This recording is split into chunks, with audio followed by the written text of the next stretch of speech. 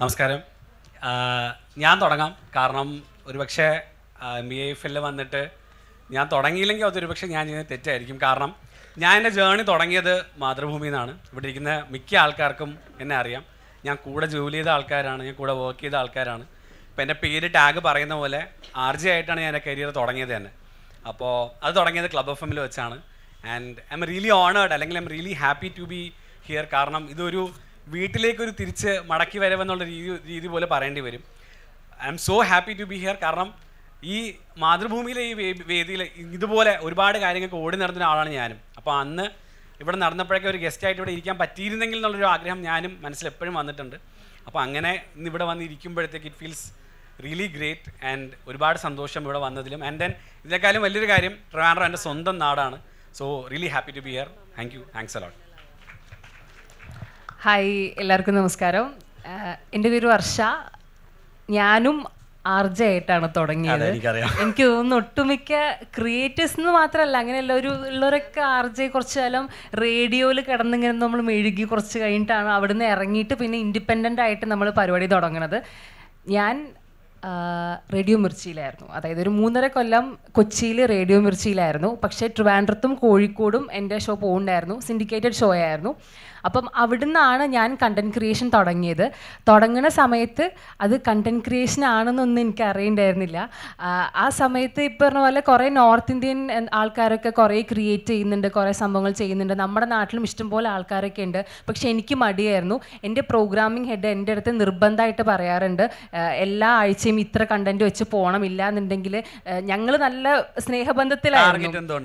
ഞങ്ങൾക്ക് നല്ല ടാർഗറ്റ് ഉണ്ടായിരുന്നു. വേറെ FMസിൽ എനിക്ക് അറിയില്ല ടാർഗറ്റ് ഉണ്ടായിരുന്നു. പക്ഷേ മിർച്ചിയിൽ ഭയങ്കര ടാർഗറ്റായിരുന്നു. ടാർഗറ്റ് കാരണമാണ് ഞാൻ കണ്ടന്റ് ക്രിയേറ്റർ ആയത്. അപ്പം എൻ്റെ കണ്ടന്റുകൾ അന്ന് ഇങ്ങനെ കുഴപ്പമില്ലാണ്ടൊക്കെ ഇങ്ങനെ പോകുന്നുണ്ട്.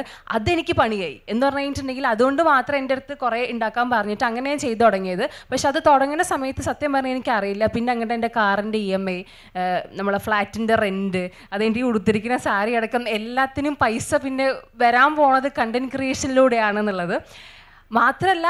എനിക്ക് ചില നേരത്തെ അത്ഭുതം തോന്നാറുണ്ട്.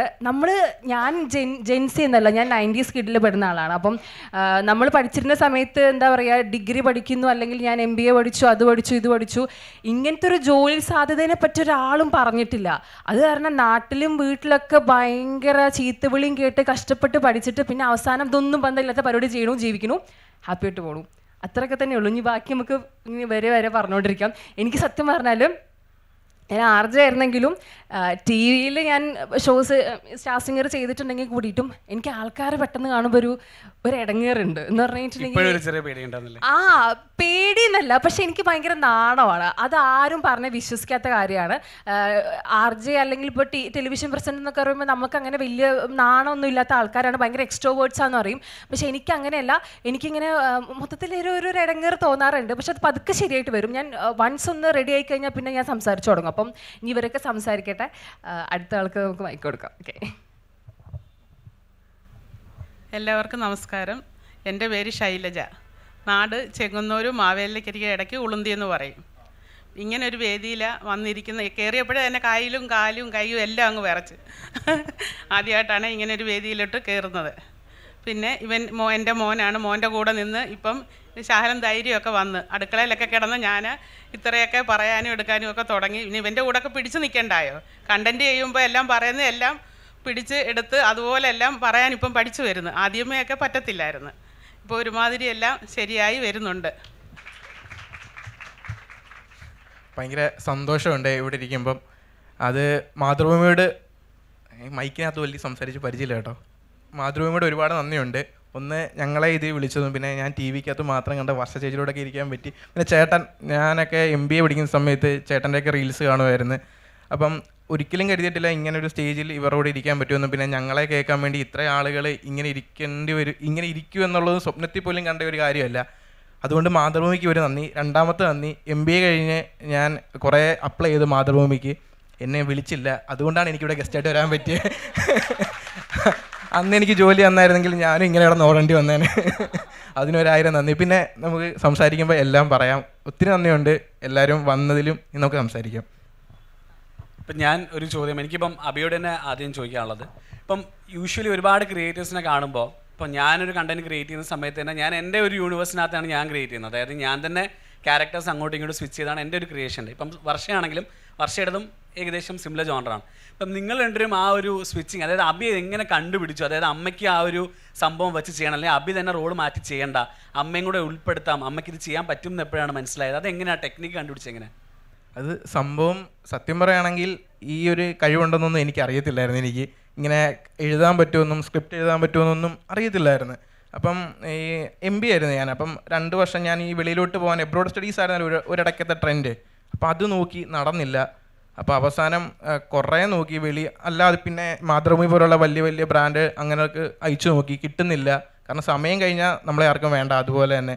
അപ്പം ഭയങ്കരമായിട്ട് മടുപ്പായപ്പം ഡിപ്രഷൻ ആ ഒരു സ്റ്റേജിലേക്ക് ഞാൻ പോയി. ആർക്കും അറിയത്തില്ല, നമ്മൾ സെൽഫാണ് എല്ലാം, സ്വന്തമായിട്ട് പറയും, സ്വന്തമായിട്ട് ചെയ്ത് തീർക്കും, അങ്ങനെയൊക്കെയാണ്. അപ്പം ലാസ്റ്റ് ഒരു വഴി ഞാൻ കണ്ടത്, എൻ്റെ ഒരു കൂട്ടുകാരുണ്ട്. കൂട്ടുകാർ പറഞ്ഞ്, എടാ നിൻ്റെ വീഡിയോ ഒക്കെ നല്ലതാണ്, അവർക്കൊക്കെ ജോലിയുണ്ടേ. അപ്പോൾ അവർ ജോലി ചെയ്യുമ്പോൾ നമ്മൾ ഈ നാട്ടിലൊക്കെ ഇങ്ങനെ കറങ്ങിയെടുക്കുന്ന വീഡിയോ കാണുമ്പോൾ ഭയങ്കര സന്തോഷമാണ്. അപ്പം നീ വീഡിയോ അമ്മയായിട്ടും ചെയ്ത് നോക്ക്, ചിലപ്പം അടിപൊളിയാവുമെന്ന് പറഞ്ഞു. അപ്പം ഞാൻ ഫസ്റ്റ് ഒരു വീഡിയോ വെറുതെ, അപ്പോൾ എൻ്റെ മൈൻഡിൽ ഞാനപ്പോൾ നമ്മൾ MBA പഠിച്ചതിൻ്റെ ഒരു പ്രിൻസിപ്പിൾ നമ്മൾ അപ്ലൈ ചെയ്ത് നോക്കിയത്. ആ സമയത്ത് കുറേ ക്രിയേറ്റേഴ്സ് ഉണ്ട്, അവരെല്ലാം ചെയ്യുന്ന കണ്ടൻറ്റാണ്, നല്ല കണ്ടൻറ്റാണ്. അപ്പം ഞാനും ഒരു കണ്ടൻറ്റായിട്ട് ഇറങ്ങിയാൽ പെട്ടെന്ന് എനിക്ക് ഈ ഒരു സ്ഥലത്ത് ഒരിക്കലും കയറി വരാൻ പറ്റത്തില്ല, അതെനിക്കറിയാം. അപ്പോൾ ആ സമയത്ത് ഞാൻ നോക്കിയപ്പോൾ ഏറ്റവും നല്ല ഓപ്പർച്യൂണിറ്റി വീട്ടിലുള്ള കൊണ്ടുവരിക എന്നുള്ളതാണ്. അമ്മയുള്ള വീട്ടിൽ, അച്ഛൻ ജോലിക്ക് പോയേക്കുക. പിന്നെ രണ്ടാമത്തെ ഞാൻ നോക്കിയപ്പം എല്ലാവരും എബ്രോഡ് സ്റ്റഡീസിന് വെളിയിൽ പോയേക്കുക. അപ്പോൾ എല്ലാവർക്കും വീടിനോടൊരു ഭയങ്കര അറ്റാച്ച്മെൻറ്റാണ്. അപ്പം നമുക്കൊരു നൊസ്റ്റാലജി അല്ലെങ്കിൽ റിലേറ്റബിൾ സാധനം കൊടുത്താൽ റിലേറ്റബിൾ മാത്രമേ ഷെയർ ആയി വരത്തുള്ളൂ.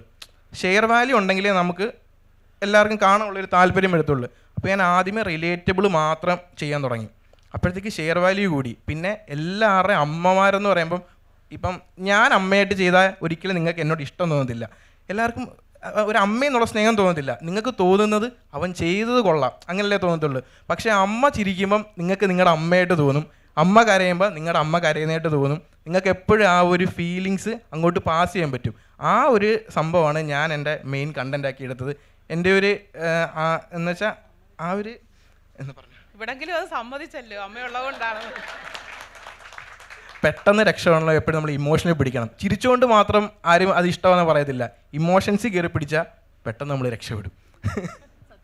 ക്രിയേറ്റേഴ്സ് പൊതുവേ മറ്റുള്ള ക്രിയേറ്റേഴ്സിൽ ഏറ്റവും കൂടുതൽ ശ്രദ്ധിക്കുന്ന കാര്യം കണ്ടൻറ്റിൻ്റെ എടുത്ത് ക്വാളിറ്റിയാണ്. ഇപ്പം ഞാൻ ഏറ്റവും കൂടുതൽ ഗൂഗിളിൻ്റെ വീഡിയോ കാണുമ്പോൾ ഞാൻ നോക്കുന്നൊരു കാര്യം, ഇവനെങ്ങനെ ഈ വീഡിയോ എടുക്കണേ എന്ന് പറഞ്ഞാൽ ക്യാമറ ഉണ്ടോ, ഫോണിലാണോ, മൈക്ക് ഉണ്ടോ, ഇതൊക്കെയാണ് എൻ്റെ ചിന്ത. കാരണം അതിന് ഭയങ്കര ഇമ്പോർട്ടൻസ് ഉണ്ട്. നമ്മൾ ഭയങ്കര ലോ ക്വാളിറ്റിയിൽ എടുത്താൽ കണ്ടൻറ്റ് നല്ലതാണെങ്കിൽ എന്താണെങ്കിലും വർക്കാവും, അതിലൊരു സംശയമില്ല. പക്ഷെ അതിനൊരു പരിധി ഉണ്ട്. കുറേ കാലം നമ്മൾ അതേ ക്വാളിറ്റി കൊടുത്തു കഴിഞ്ഞിട്ടുണ്ടെങ്കിൽ ആൾക്കാർക്കും ശരിക്കും ഇവിടെ എന്തി കാണിക്കണമെന്ന് ഒരു തോന്നലുണ്ടാവും. അപ്പം ഞാൻ ചോദിക്കുന്നത്, ഗൂഗിളിൻ്റെ വീഡിയോഗ്രാഫി അല്ലെങ്കിൽ പ്രൊഡക്ഷൻ സൈഡ് എങ്ങനെയാണ്? ഇപ്പം നമ്മളിപ്പം ഇവിടെ ഇരിക്കുന്ന ഒട്ടുമിക്ക ആൾക്കാരും നമ്മൾ റീൽസ് കണ്ടിട്ടുള്ളൊരു ഇതാണല്ലോ ഉള്ളത്. അതിൻ്റെ പുറത്തുള്ള പ്രൊഡക്ഷൻ എന്ത് മാത്രം ഉണ്ടെന്ന് ചിലപ്പം എല്ലാവർക്കും അറിഞ്ഞോളണമെന്നില്ല, ക്രിയേറ്റേഴ്സ് അല്ലാത്ത ആൾക്കാർക്ക്. പക്ഷേ വീഡിയോ എടുക്കുന്ന ആൾക്കാർക്ക് അറിയുന്നുണ്ടാവും. പ്രത്യേകിച്ച് ഇന്നത്തെ കാലത്ത് ഇപ്പം ഈ പറഞ്ഞ എക്യുപ്മെൻറ്റ്സ് ഒക്കെ എല്ലായിടത്തും ഉള്ളതുകൊണ്ട് തന്നെ അറിയുന്ന ആൾക്കാരുണ്ടാവും. എന്നാൽ കൂടിയിട്ടും നല്ല രീതിക്ക് വീഡിയോ എടുക്കുന്ന ആളെന്നുള്ള നിലയ്ക്ക് ഗൂഗിളിൻ്റെ ഒരു പ്രൊഡക്ഷൻ സൈഡ് എങ്ങനെയാണ്? ഇപ്പോൾ വർഷ പറഞ്ഞ പോലെ എനിക്കിപ്പോൾ മെയിൻലി ഇപ്പോൾ ഈ ഇരിക്കുന്ന കൂട്ടത്തിൽ എനിക്ക് തോന്നുന്നില്ല, ഇപ്പോൾ പ്രായമുള്ള ആൾക്കാരാണെങ്കിലും ആരാണെങ്കിലും എല്ലാവരും ഒരു വീഡിയോ വെറുതെയെങ്കിലും ഷൂട്ട് ചെയ്യാൻ ആഗ്രഹിക്കുന്ന ആൾക്കാരാണ്. ഇപ്പം അച്ഛനാണെങ്കിലും അമ്മയാണെങ്കിലും എല്ലാവർക്കും വെറുതെയെങ്കിലും ഒരു ഫോൺ എടുത്ത് നടക്കുന്ന കാര്യം ഷൂട്ട് ചെയ്യാൻ ഇഷ്ടമുള്ള ആൾക്കാരാണ്. പക്ഷെ ഇവരാരും ഇപ്പം നമ്മൾ ആ വീഡിയോ പിന്നെ ഒരു സമയത്ത് എടുത്ത് നോക്കുമ്പോൾ നമുക്കതിൽ ഇഷ്ടപ്പെടാത്ത കുറച്ച് ഫാക്ടേഴ്സ് വരുന്നത്, ഒന്ന് അത് കാണാൻ അതിൻ്റെ ഒരു ലൈറ്റിംഗ് ഇല്ലാത്തതുകൊണ്ടായിരിക്കും ഒന്നാമത്തെ ഒരു വലിയൊരു സംഭവം. ഇതിന് അത്ര ക്ലാരിറ്റി ഇല്ലാന്ന് തോന്നുന്നതായിരിക്കും വലിയൊരു സംഭവം. അപ്പോൾ ഐ മേക്ക് ഷുവർ അതിന് പക്ക ലൈറ്റിംഗ് ഉണ്ടെന്നുള്ള കാര്യം ഒന്നാമത്തെ കാര്യം. നമ്മൾ എടുക്കുന്ന ഫോട്ടോ ആണെങ്കിലും നമ്മൾ എടുക്കുന്ന വീഡിയോ ആണെങ്കിലും ലൈറ്റിംഗ് എന്നുള്ളൊരു വലിയൊരു ഫാക്ടറാണ്. രണ്ടാമത്തേത്, ഇപ്പോൾ നമ്മളൊരു കണ്ടൻറ്റ് കാണുമ്പോൾ അത് പറയുന്നത് നമുക്ക് കേൾക്കാൻ പറ്റുന്നില്ല. അതിപ്പോൾ എത്ര കോമഡി ആണെങ്കിലും അത് ക്ലിയർ അല്ലെന്നുണ്ടെങ്കിൽ നമുക്കത് മനസ്സിലായിട്ട് ഒരു കാര്യമില്ല. സോ ഐ മേക്ക് ഷുവർ ഒരു മൈക്ക് ഉണ്ടെന്നുള്ളൊരു ചെറിയ മൈക്കാണെങ്കിലും മൈക്ക് ഉണ്ടെന്നുള്ള കാര്യം ഞാനത് ഉറപ്പ് വരുത്തും. കാരണം ഇപ്പോൾ ആരുടെ ഡയലോഗാണെങ്കിലും എത്ര നല്ല, നമ്മളൊരു സിനിമ കാണുമ്പോൾ പോലും നമുക്ക് ചില പോയിന്റിൽ തോന്നും ഇവിടുത്തെ ഡയലോഗ് നമുക്ക് അങ്ങോട്ട് മനസ്സിലായില്ലെന്ന് തോന്നിക്കഴിഞ്ഞാൽ നമുക്കത് കൺവേ ആകാൻ ഭയങ്കര ബുദ്ധിമുട്ടുണ്ട്. അപ്പം ഞാൻ പേഴ്സണലി ഒരു കണ്ടൻറ്റ് ക്രിയേറ്റ് ചെയ്യുമ്പോൾ ഞാൻ ആദ്യം മേക്ക് ഷുവർ എന്ന 2 ഫാക്ടർ, ഒന്ന് അതിൻ്റെ ലൈറ്റിംഗ് ആയിരിക്കും, 2 അതിൻ്റെ സൗണ്ട് ആയിരിക്കും. പക്ഷേ ഇതെല്ലാം പറയുമ്പോൾ തന്നെ ഇപ്പം നേരത്തെ അഭി പറഞ്ഞതും വർഷ പറഞ്ഞതും ഇപ്പോൾ എല്ലാത്തിലും സ്ക്രിപ്റ്റിംഗ് ആയിട്ട് എനിക്ക് തോന്നുന്നത്, സ്ക്രിപ്റ്റ് ചെയ്ത് നമ്മളൊരു സാധനം കൊണ്ടുവരുമ്പോൾ, ഇപ്പോൾ വർഷയാണെങ്കിലും എല്ലാ സാധനം നമ്മളൊരു സ്ക്രിപ്റ്റ് ചെയ്ത് സാധനം എഴുതി കംപ്ലീറ്റ് ചെയ്ത് അതിൻ്റെ ഒരു ഫൈനൽ ഫോർമാറ്റ് ഞാൻ തന്നെ മനസ്സിൽ വായിച്ചു നോക്കും. അതും ഡയലോഗ് ആക്കിയിട്ട് അപ്പുറത്തെ റോൾ ഇപ്പുറത്തെ റോളൊക്കെ. ഇപ്പം നമ്മൾ പണ്ടൊക്കെ ഒരു എന്താ പറയുക സ്വപ്നമൊക്കെ കാണുന്ന സമയത്ത് ഞാൻ എങ്ങനെ പറയും, എന്നാൽ നീ എങ്ങനെ പറയും, എന്നാൽ നീ എങ്ങനെ പറയും, ആ ഒരു സാധനം ഞാൻ തന്നെ സ്ക്രിപ്റ്റ് കംപ്ലീറ്റ് വായിച്ച് നോക്കി ചെയ്ത് നോക്കാറുണ്ട്. സോ ഐ ഫീൽ ഇതൊക്കെയാണ് ബേസിക് സാധനം. പക്ഷേ ഇപ്പോൾ ഞാൻ വർഷം എടുക്കട്ടെ, വർഷയ്ക്ക് ഒരു എന്താ മറ്റേ സിനിമയിലൊക്കെ പറയുന്ന പോലെ എനിക്കൊരു കഴിഞ്ഞ കാലമുണ്ട് എന്ന് പറയുന്ന പോലെ വർഷം വളരെ വൈറലായിരുന്ന ഒരാളാണ് അല്ലേ. ഇപ്പം കാന്താരി എന്നുള്ളൊരു ഫിഗർ വലിയൊരു എന്നാലും ഭയങ്കര വൈറലായ അപ്പം അതെങ്ങനെ മാനേജ് ചെയ്തു? അതായത് ആ ഒരു ഇമേജ് മാറ്റിയപ്പോൾ ഞാൻ കഴിഞ്ഞ ദിവസം ഷാരിഖിനെ കണ്ടിരുന്നു. അപ്പോൾ ഷാരിഖും അതാണ് പറഞ്ഞത്. ഷാരിഖ് പറഞ്ഞ ആ സമയത്ത് സോഷ്യൽ മീഡിയയിൽ ആക്റ്റീവായിട്ട് നിന്നിരുന്നെങ്കിൽ ഇപ്പോൾ കുറച്ചുകൂടെ കയറി നിൽക്കായിരുന്നു, അതങ്ങ് വിട്ട് കളഞ്ഞു, പിന്നെയാണ് ഷാരിഖ് ആക്റ്റീവായെന്ന് പറഞ്ഞത്. അപ്പം വർഷയുടെ ട്രാൻസിഷൻ ഭയങ്കര ബിഗ് ആയിരുന്നു. ലൈക്ക് അതിൻ്റെ ഒരു കംപ്ലീറ്റ് കണ്ടന്റ് സ്ട്രാറ്റജി അല്ല ഇപ്പോൾ വേറൊരു സ്ട്രാറ്റജിയാണ്. അപ്പോൾ അതെങ്ങനെ ബാലൻസ് ചെയ്തെടുത്തത്? അതിനു മുന്നേ ഞാൻ അതിലേക്ക് എത്തിയതൊന്ന് ചെറിയൊരു കഥ പറയട്ടെ. അതായത് ഇപ്പം ഞാൻ MBA പഠിച്ചിട്ടുണ്ടായിരുന്നേ.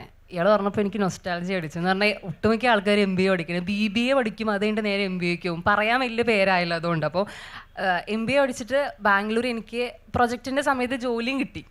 ചെറിയൊരു ജോലി കിട്ടിയത്. പക്ഷെ ഞാൻ ജോലിക്ക് കയറി കഴിഞ്ഞപ്പോൾ എനിക്ക് മനസ്സിലായി എന്താണെങ്കിലും നടക്കില്ല എന്നുള്ള കാര്യം. ഒന്നാമത്തെ കാര്യം അമേരിക്കൻ സമയമാണ്. അപ്പം അവിടുത്തെ രാത്രി ഞാൻ വർക്ക് ചെയ്യുന്നു, അങ്ങനെ പരിപാടികൾ എനിക്ക് അത്ര വലിയ ഇഷ്ടപ്പെട്ടില്ല. അപ്പോൾ എൻ്റെ കോഴ്സ് കഴിയുന്നതിന് മുന്നേ ആയിട്ട് ഈ പറഞ്ഞ പോലെ ഞാൻ ഷാരിഖിന് ഇങ്ങനെ വെറുതെ മെസ്സേജ് അയച്ചു. അന്ന് ആ സമയത്ത് ഷാരിഖ് വേറെ ആൾക്കാരുടെ കൂടെയാണ്, പക്ഷെ ഭയങ്കരമായിട്ട് ഇങ്ങനെ വൈറലായിക്കൊണ്ടിരിക്കുകയാണ് ഏതൊക്കെയോ വീഡിയോസ് ചെയ്തിട്ട്. അപ്പോൾ ഞാൻ ഭയങ്കര ആരാധിക്കുക. അങ്ങനെ മെസ്സേജ് അയച്ചപ്പം അവിടെ ആ മീഡിയ കമ്പനിയിൽ ഒരു ഒഴിവുണ്ടെന്ന് പറഞ്ഞിട്ടാണ് ഞാൻ സത്യം പറഞ്ഞാൽ കൊച്ചിക്ക് ആദ്യം വരണത്. എൻ്റെ വീട് മലപ്പുറമാണ്. മലപ്പുറം എന്ന് പറഞ്ഞു കഴിഞ്ഞിട്ടുണ്ടെങ്കിൽ ഞങ്ങൾ മലപ്പുറംകാർക്ക് എറണാകുളം എന്ന് പറഞ്ഞു കഴിഞ്ഞാൽ വലിയൊരു സ്ഥലമാണ്. ഞാൻ സ്കൂളിൽ പഠിച്ചിരുന്ന സമയം മുതൽ 9ാം ക്ലാസ്സിൽ നിന്നാണ് ഞാൻ ആങ്കറിങ്ങിന് ഇറങ്ങുന്നത് കേട്ടോ, നമ്മളെ കുറച്ച് ലോക്കൽ ചാനലൊക്കെ. അപ്പം അവിടെ നിന്നൊക്കെ ഓരോരോ ചെറിയ അവസരങ്ങളൊക്കെ വന്നിട്ട് എറണാകുളത്ത് ഷൂട്ട് ഉണ്ടെന്ന് പറയുമ്പോൾ എന്നെ വീട്ടിൽ നിന്ന് വിടില്ല. കാരണം എറണാകുളത്ത് പോയി കഴിഞ്ഞാൽ നമ്മൾ എന്താ പറയുക, നമുക്ക് എന്തോ പറ്റും എന്നുള്ളൊരു തോന്നൽ പൊതുവേ നമ്മളെ നാട്ടുകാർക്കുണ്ട്. അവിടെ ഞങ്ങൾ ഭയങ്കര കുലസ്ത്രീകളായിട്ട് നടന്നിരുന്നൊരു സമയമായിരുന്നു ആ സമയത്ത്.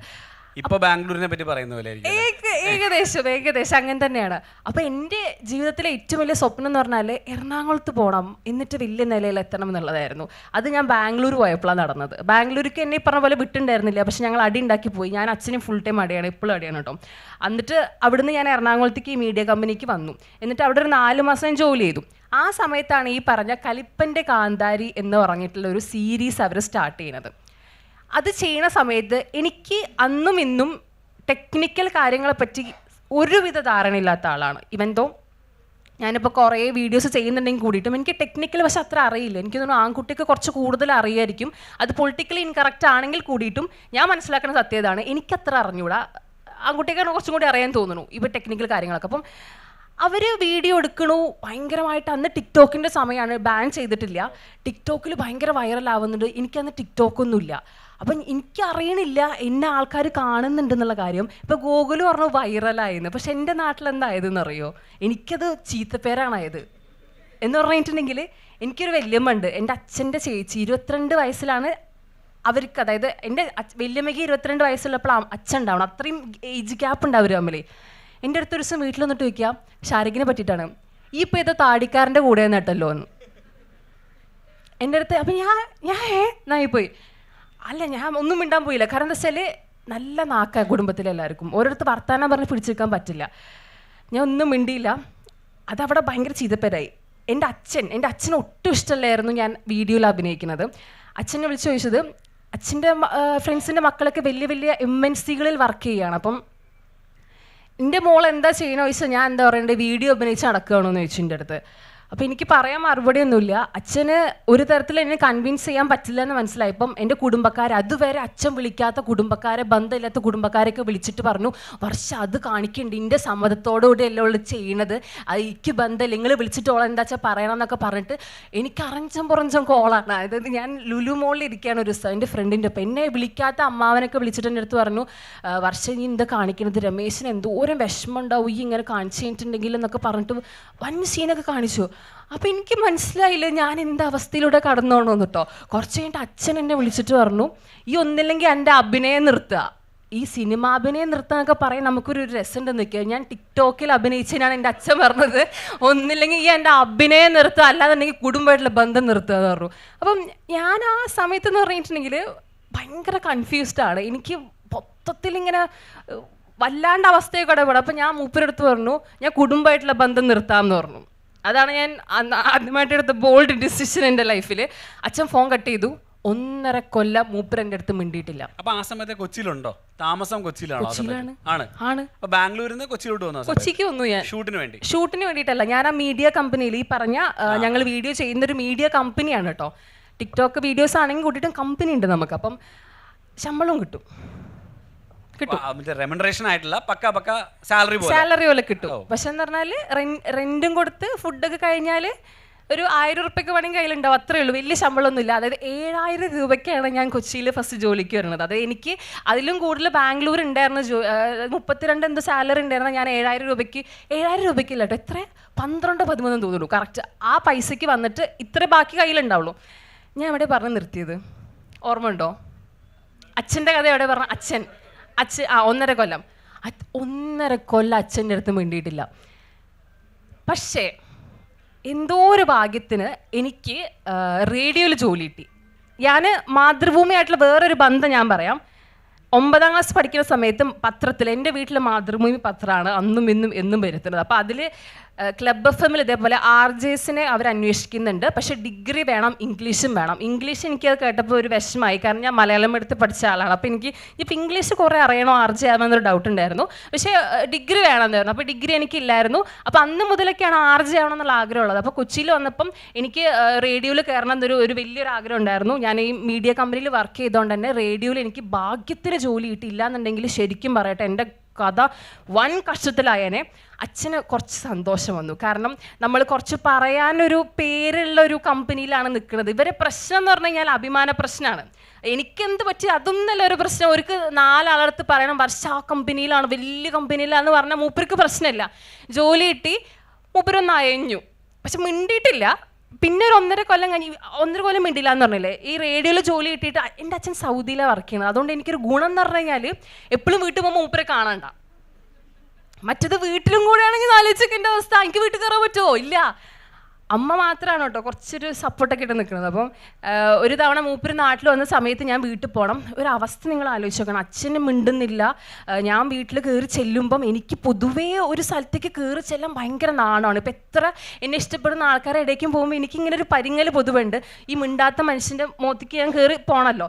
അപ്പം എന്നിട്ട് ഞാൻ എറണാകുളത്ത് നിന്ന് ഇതേപോലെ തന്നെ നാട്ടിൽ ചെന്ന് ഞാൻ കയറി ചെന്നപ്പോഴത്തേനും അച്ഛനും ഇങ്ങനത്തെ ഒരു ഇതിലാണ് നിൽക്കുന്നത്. ഞാനാണെങ്കിൽ എന്ത് ചെയ്യണമെന്ന് അറിയേണ്ടത് നിൽക്കണു. പക്ഷെ ജോലി നല്ലതായത് കാരണം മൂപ്പർക്ക് ഒരു ചെറിയ സ്നേഹം എവിടെ ഉണ്ട് എന്ന് പറഞ്ഞാൽ കുഴപ്പമില്ല എന്നുള്ള രീതിയിൽ അങ്ങനെയാണ് ഞാൻ റേഡിയോയിൽ കയറിയിട്ട്. പിന്നെ എനിക്ക് വലിയ കുഴപ്പമുണ്ടായിരുന്നില്ല 3.5 കൊല്ലം. പിന്നെ അവിടെ നിന്ന് ഇറങ്ങിയിട്ടാണ് ഈ പറഞ്ഞ പോലെ. ഞാനൊരു കാര്യം പറയട്ടെ, എനിക്കൊരു പ്രശ്നമുണ്ട്. ഞാൻ കഥ പറഞ്ഞു വരുമ്പോൾ ചോദ്യം വിട്ടുപോയി. ഞാൻ എന്തായിരുന്നു ചോദ്യം? അത് തന്നെയാണ് ചോദ്യം. അതായത് ഈ ഒരു ട്രാൻസിഷൻ, അതിൽ നിന്നുള്ള ട്രാൻസിഷൻ എങ്ങനെ മാനേജ് ചെയ്തു എന്നാണ് ഞാൻ ചോദിച്ചത്. അതെ. അപ്പൊ ഞാൻ അതിനെ പറ്റിയാണല്ലോ ഞാൻ പറഞ്ഞു. ശരിയാ. അതിൽ ഈ പറഞ്ഞ പോലെ കലിപ്പൻ്റെ കാന്താരി ആ സാധനമായിരുന്നു. എനിക്ക് അതിനെപ്പറ്റി യാതൊരുവിധ ധാരണ ഉണ്ടായിരുന്നില്ല. ഞാനത് ചെയ്തു. അവിടുന്ന് ഇറങ്ങി കഴിഞ്ഞപ്പം എനിക്ക് പിന്നെ മനസ്സിലായത് ഇത് വൻ ക്രിഞ്ചാന്നുള്ള കാര്യം. ഒന്നാമത്തെ കാര്യം എന്താ വെച്ച് കഴിഞ്ഞാൽ ഞാൻ അങ്ങനത്തെ ഒരു സ്ത്രീ അല്ല എന്ന് പറഞ്ഞു കഴിഞ്ഞാൽ. ഇതിൽ പോകുന്ന മറ്റേ ഏട്ടാ എന്നെ വീടു ഏട്ടാ എന്ന് പറയുന്ന ഒരു വ്യക്തി അല്ലാത്തതുകൊണ്ട് തന്നെ എനിക്ക് ഒട്ടും കണക്ട് ചെയ്യാൻ പറ്റാത്ത സാധനമായിരുന്നു. പക്ഷെ അതവിടെ നിന്നല്ലോ. അത് അന്ന് ഞാൻ റേഡിയോയിൽ കയറിയപ്പോൾ തന്നെ നിന്ന് കഴിഞ്ഞു. പിന്നെ റേഡിയോയിൽ എനിക്ക് വേറെ കണ്ടന്റ് ചെയ്യണം. ആ സമയത്ത് എനിക്കിപ്പോഴും അറിഞ്ഞുകൂടാ എൻ്റെ സ്റ്റാർട്ട് എവിടെയെന്ന് എനിക്ക് സത്യത്തിൽ അറിഞ്ഞുകൂടാ. കാരണം ഞാൻ ഒട്ടും പ്ലാൻ ചെയ്തിട്ടൊന്നുമല്ല ഒരു കാര്യം ചെയ്തിട്ടുള്ളത്. അതുകൊണ്ട് ഏത് വീഡിയോ ആണ് എന്താണെന്ന് എനിക്ക് അറിഞ്ഞുകൂടാ. പക്ഷെ ഞാൻ എങ്ങനെയോ ഒരു നമ്മുടെ റേഡിയോയ്ക്ക് വേണ്ടിയിട്ട് ഞാനൊരു വീഡിയോ ചെയ്ത് തുടങ്ങിയതാണ്. അങ്ങനെയാണ് പിന്നെ എൻ്റെ ആ ഒരു ഇമേജ് എനിക്ക് തോന്നുന്നു മാറി കിട്ടിയത്. പക്ഷെ ഇന്ന് എൻ്റെ അടുത്ത് ആൾക്കാർ കയറിയാൽ പക്ഷെ അതിൽ കുട്ടി എന്ന് പറയുമ്പോൾ എനിക്ക് ചെറിയൊരു വിഷമം തോന്നാറുണ്ട്. എന്ന് പറഞ്ഞാൽ എന്നുള്ള സാധനം എനിക്ക് വരാറുണ്ട്. പക്ഷേ അതാണ് എൻ്റെ തുടക്കം. അത് നമുക്ക് ഒരിക്കലും കളയാൻ പറ്റില്ല. അത് നമുക്ക് എല്ലാവർക്കും ഒരു സ്റ്റാർട്ട് ഉണ്ട്. അത് ചിലപ്പോൾ മോശമായിരിക്കും, ചിലപ്പോൾ വലുതായിരിക്കും. പക്ഷെ എൻ്റെ സ്റ്റാർട്ട് അതായിരുന്നു. അതിൽ നിന്നാണ് ഇന്നുള്ള എല്ലാ കണ്ടന്റും ഇന്നുള്ള എല്ലാം വന്നിട്ടുള്ളത്. അത്രേ ഉള്ളൂ. പിന്നെ ഞാൻ വിശ്വസിക്കുന്നത് എനിക്ക് എളുപ്പത്തിന് വേണ്ടിയിട്ട് ഇതൊക്കെ ഒരു യോഗ ആണെന്ന് വിശ്വസിക്കാനാണ് എനിക്കിഷ്ടം. വിധിയിൽ കുറച്ച് നമ്മൾ പഴിച്ചു കഴിഞ്ഞാൽ പിന്നെ നമുക്ക് വലിയ ടെൻഷനില്ല. അപ്പം ഗൂഗിൾ ഇങ്ങനെയൊക്കെ പോകണു. കൂടുതൽ ചോദ്യം ചോദിച്ചു കഴിഞ്ഞിട്ടുണ്ടെങ്കിൽ പിന്നെ ആകെ കൺഫ്യൂഷനായി പോകും. അത്രേ ഉള്ളൂ. അബിയോട് ചോദിക്കാം. അബി ആക്ച്വലി ഈ ഒരു കണ്ടന്റ് ക്രിയേഷൻ്റെ സംഭവം എങ്ങനെയാണ് ചെയ്യുന്നത്? സ്ക്രിപ്റ്റിംഗ് ആണോ? എന്താണ് അതിൻ്റെ ഒരു പാറ്റേൺ? എങ്ങനെയാണ് അതിൻ്റെ? സ്ക്രിപ്റ്റാണ് എല്ലാം. എഴുതും നന്നായിട്ട്. അതായത് ചേട്ടൻ പറഞ്ഞ പോലെ അമ്മയുടെ ഡയലോഗ് ആയിരിക്കും ആദ്യമേ എഴുതുന്നത്. ഒരു കണ്ടന്റ് കിട്ടിക്കഴിയുമ്പോൾ നമ്മൾ അതിനകത്ത് റിലേറ്റബിൾ മാത്രം കൊടുക്കാതെ ഇപ്പം നിങ്ങൾ പറയുന്ന എല്ലാ വീഡിയോ കാണുന്നവർക്കറിയാം നമ്മുടെ വീഡിയോ മൊത്തം തഗ്ഗാണ് അല്ലേ. ഒന്ന് പറയുമ്പം 4 ഇരട്ടി പറയണം. അപ്പം ഞാനുള്ളതുകൊണ്ട് അല്ലെങ്കിൽ ഈ കണ്ടന്റ് ഒന്നും കിട്ടത്തില്ല. അതെ, പറയാൻ ആൾ വേണമല്ലോ, അല്ലാതെ കിട്ടത്തില്ല.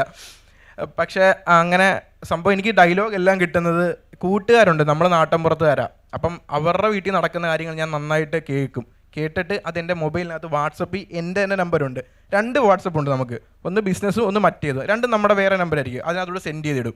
എന്നിട്ട് വീട്ടിൽ വന്നിട്ട് രാത്രി കിടക്കാൻ നേരം അത് വെച്ചിട്ട് ആ ത്രെഡ് വെച്ചിട്ട് അതിനകത്ത് എങ്ങനെ തഗ് കൊണ്ടുവരാം, അതിനകത്ത് എങ്ങനെ റിലേറ്റബിൾ സാധനം കൊണ്ടുവരാമെന്ന് ഞാൻ ഡെവലപ്പ് ചെയ്യും. ഈ ബിസിനസ് എന്ന് പറയുമ്പോഴത്തേക്ക് മറ്റേ ബിസിനസ് ആണോ അതോ കണ്ടന്റിന് വേണ്ടി മാത്രമുള്ള? അല്ല, അത് സംഭവം എന്ന് വെച്ചാൽ ഈ ഐഫോണിനകത്ത് സാധാ വാട്സപ്പിൽ സ്റ്റിക്കർ അയക്കാൻ നേരം ഇതാവും, ഒരു ചെറിയ ലാഗ് വരും. ബിസിനസ് വാട്സപ്പ് സ്റ്റിക്കർ അത്ര കൊണ്ട് അയക്കാം. അതുകൊണ്ട് ഞാൻ ബിസിനസ് വാട്സപ്പ് എടുത്തതാണ്. അപ്പോൾ അങ്ങനെ വെച്ച് ഞാൻ ഡെവലപ്പ് ചെയ്തിട്ടാണ് കണ്ടന്റ് എല്ലാം സെറ്റ് ചെയ്യുന്നത്. പിന്നെ മാക്സിമം റിലേറ്റബിൾ. പക്ഷേ ചേട്ടനോട് ചോദിച്ചു, ചേട്ടൻ ഇന്നേവരെ, ചേട്ടനായാലും ചേച്ചിയായാലും രണ്ടുപേരും വീഡിയോയ്ക്കകത്ത് നിങ്ങൾ മാത്രമേ അഭിനയിച്ചിട്ടുള്ളൂ, വെളിയിൽ നിന്ന് ആരെയും ഇറക്കാത്തതാണോ അതോ ഇനിയും കൊണ്ടുവരാൻ ചാൻസ് ഉണ്ടോ? ഞാൻ എൻ്റെ കാര്യം പറയാം. ഞാൻ പുറത്തുനിന്ന് ഇപ്പം ആക്ച്വലി എൻ്റെ വീഡിയോയിൽ ഒരാളും കൂടെ, എൻ്റെ പാർട്ട്ണറും കൂടെ ഉണ്ട്, വിസ്മയ ഒരു ചെയ്യുന്നത്. പക്ഷേ പുള്ളിക്കാരെ കൊണ്ട് അഭിനയിപ്പിക്കാൻ കുറച്ച് ബുദ്ധിമുട്ടാണ്. അതല്ലാതെ ഇപ്പം ഞാൻ അബിയെ കണ്ടപ്പോഴും പറഞ്ഞത് അതാണ്, അതായത് അമ്മയെ കൊണ്ട് ഇത് ചെയ്യിപ്പിക്കുന്ന പറഞ്ഞാൽ അമ്മ അത് റെഡിയായി, അമ്മ ഇത്ര നല്ലോണം പുൾ ഓഫ് ചെയ്യുന്നത്. അല്ല, അതിനകത്ത് വേറെ സംഭവമുണ്ട്. ഞാൻ ആദ്യമേ വീഡിയോ എടുത്തപ്പം ഫസ്റ്റ് വീഡിയോ ഇട്ട് അത് ഫസ്റ്റ് വീഡിയോനെ 1 മില്യൺ പോയി. അപ്പോൾ രണ്ടാമത്തെ വീഡിയോ എടുക്കാൻ ഞാൻ അമ്മേ നമുക്ക് വീഡിയോ ഇനി എടുക്കുക, ഇതാണ് എൻ്റെ ഇനി ജോലി. ഞാൻ ഉറപ്പിച്ചെന്ന് പറയുന്ന പോലെ ഉറപ്പിച്ച്, ഇനി ഇതാണ് എൻ്റെ വഴി, ഞാൻ ഈ ജോലിക്ക് പോകത്തില്ല, ഒരുത്തൻ്റെ കീഴിലും ജോലി ചെയ്യത്തില്ല, ഉറപ്പിച്ച് എഴുതി കൊടുത്തില്ല അമ്മയ്ക്ക്. അപ്പോൾ പറ്റത്തില്ല. കാരണം എൻ്റെ അപ്പുറത്തെ വീട്ടിൽ എൻ്റെ കൂടെ തന്നെ അംഗനവാടി വിട്ട് പഠിക്കുന്ന ഒരു കൊച്ചുണ്ട്, അമ്മു. അവൾ ദുബായി പോയി കഴിഞ്ഞപ്പോഴത്തേക്ക് അമ്മ അവൾ ദുബായി പോയി, അവൾക്ക് സാലറി കിട്ടി. അപ്പോൾ അമ്മയോട് അമ്മ പറഞ്ഞ് അപ്പോൾ ഇടയ്ക്ക് ഇങ്ങനെ ദുബായി പോയാലോ, അങ്ങനെ ഉണ്ട്. അപ്പം ഞാൻ ചോദിക്കുമ്പം സമ്മതിക്കുന്നില്ല. ഒരു ദിവസം ഞാൻ രാത്രി വീട്ടിൽ നിന്ന് ഇറങ്ങി അങ്ങ് പോയി, ഞാൻ ജോലിക്ക് പോകത്തില്ല. അമ്മ അഭിനയിക്കാത്തോണ്ടാണോ? അല്ല, അമ്മ പറഞ്ഞ് വീഡിയോ ചെയ്യേണ്ട, ജോലിക്ക് പോയാൽ മതിയെന്ന്. അമ്മമാർ ഇവിടെ ഇരിക്കുന്ന എല്ലാവരുടെയും വിചാരം വെച്ചാൽ, അമ്മ പിള്ളേരുടെ അല്ല, കുറച്ച് പ്രായമുള്ള എല്ലാവരുടെയും വിചാരം, ഈ അമ്മയുടെ വിചാരം വെച്ച് ഞാൻ ആ ഒരു പെർസ്പെക്റ്റീവ് വെച്ച് പറയുകയാണെ, ഈ വീഡിയോ എടുത്ത് വൈറലാകുക, അല്ലെങ്കിൽ നമുക്ക് ഇതിനകത്തുനിന്ന് റവന്യൂ കിട്ടുക, എല്ലാവർക്കും ചെയ്യാൻ പറ്റും, അങ്ങനെയായിരുന്നു അമ്മയുടെ വിചാരം. ഫോണുള്ള എല്ലാവർക്കും വീഡിയോ എടുക്കാൻ പറ്റും, പക്ഷേ ആ ഫോണുള്ളവരല്ലേ അല്ലല്ലോ സിനിമ എടുക്കുന്നത്. ആ ഒരു ചിന്ത ആരും ചിന്തിക്കത്തില്ല. നമ്മളെ സെയിം തലയാണ്, പക്ഷേ അവരിയ്ക്കുന്നിടത്ത് നമ്മളല്ല ഇരിക്കുന്നത്. അതാണ് ഞാൻ ചിന്തിച്ചത്. അമ്മയോട് എന്ത് പറഞ്ഞാലും അമ്മ പറയുന്നത്, എങ്കിൽ എല്ലാവർക്കും ജോലിയെല്ലാം റിസൈൻ ചെയ്തിട്ട് എല്ലാവർക്കും വീഡിയോ എടുത്ത് നടന്നുകൂടായോ, ഇതായിരുന്നു എപ്പോഴും ചോദിക്കുന്നത്. അതൊന്ന് പറഞ്ഞു മാറ്റാൻ ഞാൻ കുറേ തവണ വീട്ടിൽ നിന്ന് ഇറങ്ങിപ്പോയി പള്ളിക്കകത്ത് കയറിയിരുന്നു. പള്ളിയിൽ ചെന്നപ്പം പട്ടി എല്ലാം കൂടി ഇട്ട് ഓടിച്ച് തിരിച്ചിങ്ങി വന്നു. അത് സത്യം ഇറങ്ങിപ്പോയി. രാത്രി 8 മണിയൊക്കെ ആയപ്പോൾ എന്നോട് പിണങ്ങി അങ്ങ് പോയി. ഞാൻ പാത്ത് നിന്ന് നോക്കിയപ്പോൾ കൊണ്ട് തിരിച്ചു വരുന്നു, പുറകെ പട്ടിയും ഉണ്ടായിരുന്നു. കറക്റ്റാ. അങ്ങനെയാണ് കേട്ടോ ഞാൻ അമ്മ എൻ്റെ വീഡിയോയ്ക്ക് അത് സ്ഥിരമാക്കിയത്. പക്ഷേ ഇപ്പം ഞാൻ എൻ്റെ കാര്യം പറയുമ്പോഴത്തേക്ക് ഇപ്പം ഈ പറഞ്ഞതിൻ്റെ ഒരു ആക്ച്വലി ഓപ്പോസിറ്റ് എന്ന് പറയാൻ പറ്റില്ല. ഞാൻ തേർഡ് ഇയർ ആയിരുന്ന സമയത്താണ്, കോളേജ് തേർഡ് ഇയർ ആയിരുന്ന സമയത്താണ് എനിക്ക് RJ വേക്കൻസി ഒരു ജോബ് കിട്ടുന്നത്. പക്ഷേ ആ സമയത്ത് ഞാൻ വീട്ടിൽ ചെന്ന് ഞാൻ പറഞ്ഞു ഇങ്ങനെ, ഇപ്പോൾ ഈ കൂട്ടത്തിൽ എൻ്റെ അച്ഛനും അമ്മയും ഇരിപ്പുണ്ട്, ഞാൻ എവിടെ നിന്ന് ചൂണ്ടിക്കാണിക്കുന്നില്ല, പക്ഷേ അവരിരിപ്പുണ്ട്. ഒരു വലിയൊരു റീസൺ ഞാൻ ഇവിടെ ഇങ്ങനെ ഇരിക്കുന്നത്, അല്ലെങ്കിൽ ക്രിയേറ്റ് ചെയ്യാനും കാര്യങ്ങൾക്ക് ഞാൻ ഇവിടെ ഇരിക്കുന്ന റീസൺ അവർ തന്നെയാണ്. കാരണം തേർഡ് ഇയർ ആയിരുന്നപ്പോഴത്തേക്ക് ഞാൻ ബിടെക് പഠിച്ചത്. അപ്പോൾ ബിടെക് ഇവിടുന്ന് പഠിക്കുന്ന ഒരുപാട് പേരുടെ അവസ്ഥ അറിയാമല്ലോ. സെക്കൻഡ് ഇയർ ആയപ്പോഴത്തേക്ക് സപ്ലി അങ്ങ് എത്ര സബ്ജക്റ്റ് ഉണ്ടോ അതിനേക്കാളും സപ്ലി ആയിരുന്നു എനിക്ക്. അപ്പം ചേരുന്നതിന് മുന്നേ തന്നെ കോളേജിൽ ഒരു അഡ്മിഷൻ എടുക്കാൻ പോയപ്പോഴത്തേക്ക് അവിടുത്തെ കോളേജിൽ പ്രിൻസിപ്പൾ പറഞ്ഞത് തന്നെ, മോനെ കൊണ്ട് എന്തായാലും ബിടെക് പറ്റില്ല, സപ്ലി ആയിരിക്കും കൂടുതലെന്ന് പറഞ്ഞു. പക്ഷേ ഞാൻ കയറിയിട്ട് കേരള യൂത്ത് ഫെസ്റ്റിവലിൽ മത്സരിച്ചു. അപ്പോൾ എനിക്ക് ഗ്രേസ് മാർക്ക് ഉണ്ടായിരുന്നു. അത് വെച്ച് ഞാൻ സപ്ലി കയറ്റിയെടുത്തു, പഠിച്ചല്ല, അത് വെച്ച് തന്നെയാണ് ഞാൻ സപ്ലി കയറ്റിയെടുത്തത്. അപ്പോൾ തേർഡ് ഇയർ ആയപ്പോഴത്തേക്ക് ഞാനിങ്ങനെ, എനിക്ക് മിർച്ചിയിൽ നിന്നാണ് എനിക്ക് ആദ്യം ഓഫർ വന്നത്. അപ്പോൾ ഞാൻ മിർച്ചിയിൽ പോയി അവർ ഒരു ഇൻ്റർ കോളേജ് ഫെസ്റ്റിവലിൽ വെച്ചാൽ ഓഫർ കിട്ടിയത്. ഞാൻ വീട്ടിൽ പോയി പറഞ്ഞു. അപ്പം ആ സമയത്ത് അമ്മ ശരിക്കും എന്നെ മനസ്സിലാക്കിയിട്ട് അമ്മ പറഞ്ഞത്, നിനക്ക് പറ്റൂല്ലെങ്കിൽ നീ നിർത്തിക്കുമെന്നാണ് പറഞ്ഞത്. അപ്പോൾ എന്നോട് ഭയങ്കര ഫീലായിട്ട് അമ്മ പറഞ്ഞു, നിനക്കിത് പറ്റില്ലെങ്കിൽ നീ നിർത്തിക്കോ, കുഴപ്പമില്ല, നമുക്ക് ഇത് ചെയ്താൽ മതി എന്ന് പറഞ്ഞു. അപ്പോൾ എനിക്ക് മനസ്സിലായി അവർ ഇത്രയും എഫേർട്ട് എടുത്ത് നമ്മളെ കൊണ്ട് ചെയ്യിപ്പിച്ചൊരു സാധനം ഞാനായിട്ട് നിർത്താൻ പാടില്ല. അതുകൊണ്ട് ഞാൻ കോഴ്സ് കംപ്ലീറ്റ് ചെയ്തു. കോഴ്സ് കംപ്ലീറ്റ് ചെയ്തപ്പോഴും പാസ്സായില്ലായിരുന്നു. പാസ്സായി പിന്നെ ഞാൻ ഇറങ്ങി 2 കൊല്ലം ഞാൻ ഓഡിഷൻസിന് പൊക്കോണ്ടിരിക്കുകയായിരുന്നു. ഇങ്ങനെ എല്ലാ FM-ലും കയറി ഇറങ്ങി ആ സമയത്ത് ക്ലിയർ ചെയ്തുകൊണ്ടിരിക്കുകയായിരുന്നു. ബാക്കി എല്ലാ പേപ്പേഴ്സും ഏകദേശം ഒരു 2 പേപ്പർ മാത്രമാണ് ഞാൻ എഴുതി കയറ്റിയത്. ബാക്കി എല്ലാം എനിക്ക് ഗ്രേസ് മാർക്ക് വെച്ചാണ് ഞാൻ ബിടെക് പാസ്സായത്. അങ്ങനത്തെ ഒരു ബിടെക്കാരനാണ് ഞാൻ. അത് കഴിഞ്ഞിട്ടാണ് ഞാൻ റേഡിയോയിലോട്ട് കയറി കണ്ടന്റ് ക്രിയേറ്റ് ചെയ്ത് തുടങ്ങിയത്. അപ്പോൾ വീഡിയോസ് ക്രിയേറ്റ് ചെയ്ത സമയത്ത് എനിക്ക് ഏറ്റവും കൂടുതൽ എടുത്ത് ചോദിക്കുന്നത്, അമ്മ ഞാൻ അമ്മയുടെ റോൾ അഭിനയിക്കുമ്പോൾ, അതും ഇങ്ങനത്തെ ഷോൾ ഇട്ട് അഭിനയിക്കുമ്പോൾ അമ്മ ആ വീഡിയോസ് കാണുമ്പോൾ എന്താണ് പറയുന്നതെന്നാണ് എന്നോട് ഏറ്റവും കൂടുതൽ ഇട്ട ചോദ്യം. അപ്പോൾ അത് ഞാൻ ആക്ച്വലി അമ്മയ്ക്ക് ആ വീഡിയോ ആദ്യം കാണിച്ചു കൊടുത്തപ്പം അമ്മ ഭയങ്കരമായിട്ട് ചിരിച്ചു. അപ്പോൾ എനിക്കത് കണ്ടപ്പോൾ ഭയങ്കര സന്തോഷമായി. കാരണം അങ്ങനത്തെ ഒരാളെ എനിക്ക് അങ്ങനെ സമ്മതിച്ച് കണ്ടൻറ്റ് ക്രിയേറ്റ് ചെയ്യുമ്പോൾ, അതിപ്പോൾ അച്ഛനാണെങ്കിൽ അങ്ങനെ തന്നെ ഏത് റോൾ ഞാൻ ചെയ്താലും, ഇപ്പോൾ എൻ്റെ അച്ഛൻ്റെ റോൾ ആക്ച്വലി ഞാൻ ചെയ്യുന്ന റോൾ എന്ന് പറഞ്ഞാൽ എൻ്റെ അച്ഛൻ്റെ പക്ക ഓപ്പോസിറ്റ് റോളാണ്. അങ്ങനെയൊന്നും അല്ല ലുക്ക്. പക്ഷേ ആ ലുക്ക് ഞാൻ ഉണ്ടാക്കിയെടുത്തത് ഓഡിയൻസ് തന്ന ലുക്ക് വെച്ചാണ് ഞാൻ ലുക്ക് ഉണ്ടാക്കിയെടുത്തത്. പക്ഷേ പേരൻസ് ഭയങ്കര സപ്പോർട്ട് ചെയ്തു. ഇപ്പോഴും അതിന് സപ്പോർട്ട് ചെയ്യുന്നുണ്ട്. ഇപ്പോഴും ഞാൻ വീഡിയോസ് ചെയ്യുമ്പോൾ അതിൻ്റെ കൂടെ നിൽക്കുന്നുണ്ട്. അതൊരു വലിയ ഭാഗ്യമായിട്ട് ഞാൻ കാണുന്നുണ്ട്. Like I'm really honoured to have them as my parents. And also ഇത് പറയുമ്പോൾ ലൈക്ക് അബിയുടെ ഈ കാര്യം പറയുമ്പോഴത്തേക്ക് അങ്ങനെ അഭിനയിപ്പിക്കാൻ ഞാനും നോക്കിയിട്ടുണ്ട്. പക്ഷേ അതിനവർ വഴങ്ങിയിട്ടില്ല. അത് പറഞ്ഞ് ഇതുവരെ കൊള്ളാം, പക്ഷേ പിന്നെ അങ്ങോട്ട് നമ്മളും കൂടി ഇതിനോട്ട് വന്നു കഴിഞ്ഞാൽ ചിലപ്പോൾ ഇത് പ്രശ്നമാവും എന്നുള്ള രീതി ഉള്ളതുകൊണ്ട് അവർ വന്നിട്ടില്ല. അതുകൊണ്ടാണ് ഞാൻ എല്ലാ റോൾസും ചെയ്യുന്നത്. പക്ഷേ I'm really happy to do those roles. കാരണം ആൾക്കാർ ആ പച്ച ചുരിദാർ കാണുമ്പോഴത്തേക്ക് ഇപ്പോഴും ആൾക്കാർ റെക്കഗ്നൈസ് ചെയ്യുന്നത്. ഇപ്പോൾ ഞാൻ റീസെൻ്റ്ലി ഉണ്ടായ ഒരു ഇൻസിഡൻറ്റ് പറഞ്ഞുതരാം. ഞാൻ കൊച്ചിയിൽ നമ്മളവിടെ ഗ്രാൻഡ് മോളില്ലേ, മറ്റേ എടപ്പള്ളിയിലുള്ള ഒരു മോളിൽ പോയപ്പോഴത്തേക്കും ഞാനും ഇങ്ങനെ ഷോപ്പ് ചെയ്തുകൊണ്ടിരിക്കുകയായിരുന്നു, സാധനങ്ങളെ മേടിച്ചുകൊണ്ടിരിക്കുകയായിരുന്നു. അപ്പോൾ നല്ല പ്രായമുള്ളൊരു ആൻറ്റി, പുള്ളിക്കാർ ദൂരെ നിന്ന് കുറേ നേരം എന്നെ നോക്കുന്നുണ്ട്. എന്നിട്ട് അടുത്ത് വന്നിട്ട് പേരൊന്നും അറിഞ്ഞിടാത്തതുകൊണ്ട് പച്ച ചുരിദാർ അപ്പം ഞാൻ അതെ മോൻ തന്നെ അല്ലേ, ഞാൻ പറഞ്ഞ അതെ. അപ്പം ഞാൻ ആലോചിക്കുമ്പോഴേ എൻ്റെ അമ്മയെക്കാളും പ്രായമുള്ളൊരു ആൻറ്റി വന്നിട്ട്, അപ്പോൾ ഇതാണ് അതിൻ്റെ റെക്കഗ്നിഷൻ വാല്യൂ എന്ന് പറയുന്നത്. ഇപ്പോൾ ഒരുപക്ഷെ എൻ്റെ പേര് അറിഞ്ഞുകൂടായിരിക്കും, ഞാൻ എന്താ ചെയ്യുന്നത് അറിഞ്ഞൂടാ, പക്ഷേ ഷീ റിമെമ്പേഴ്സ് മൈ പച്ച ചുരിദാർ. അപ്പോൾ അതാണ് ഞാൻ ആ പച്ച ചുരിദാറിന് കൊടുക്കുന്ന ഇമ്പോർട്ടൻസ്.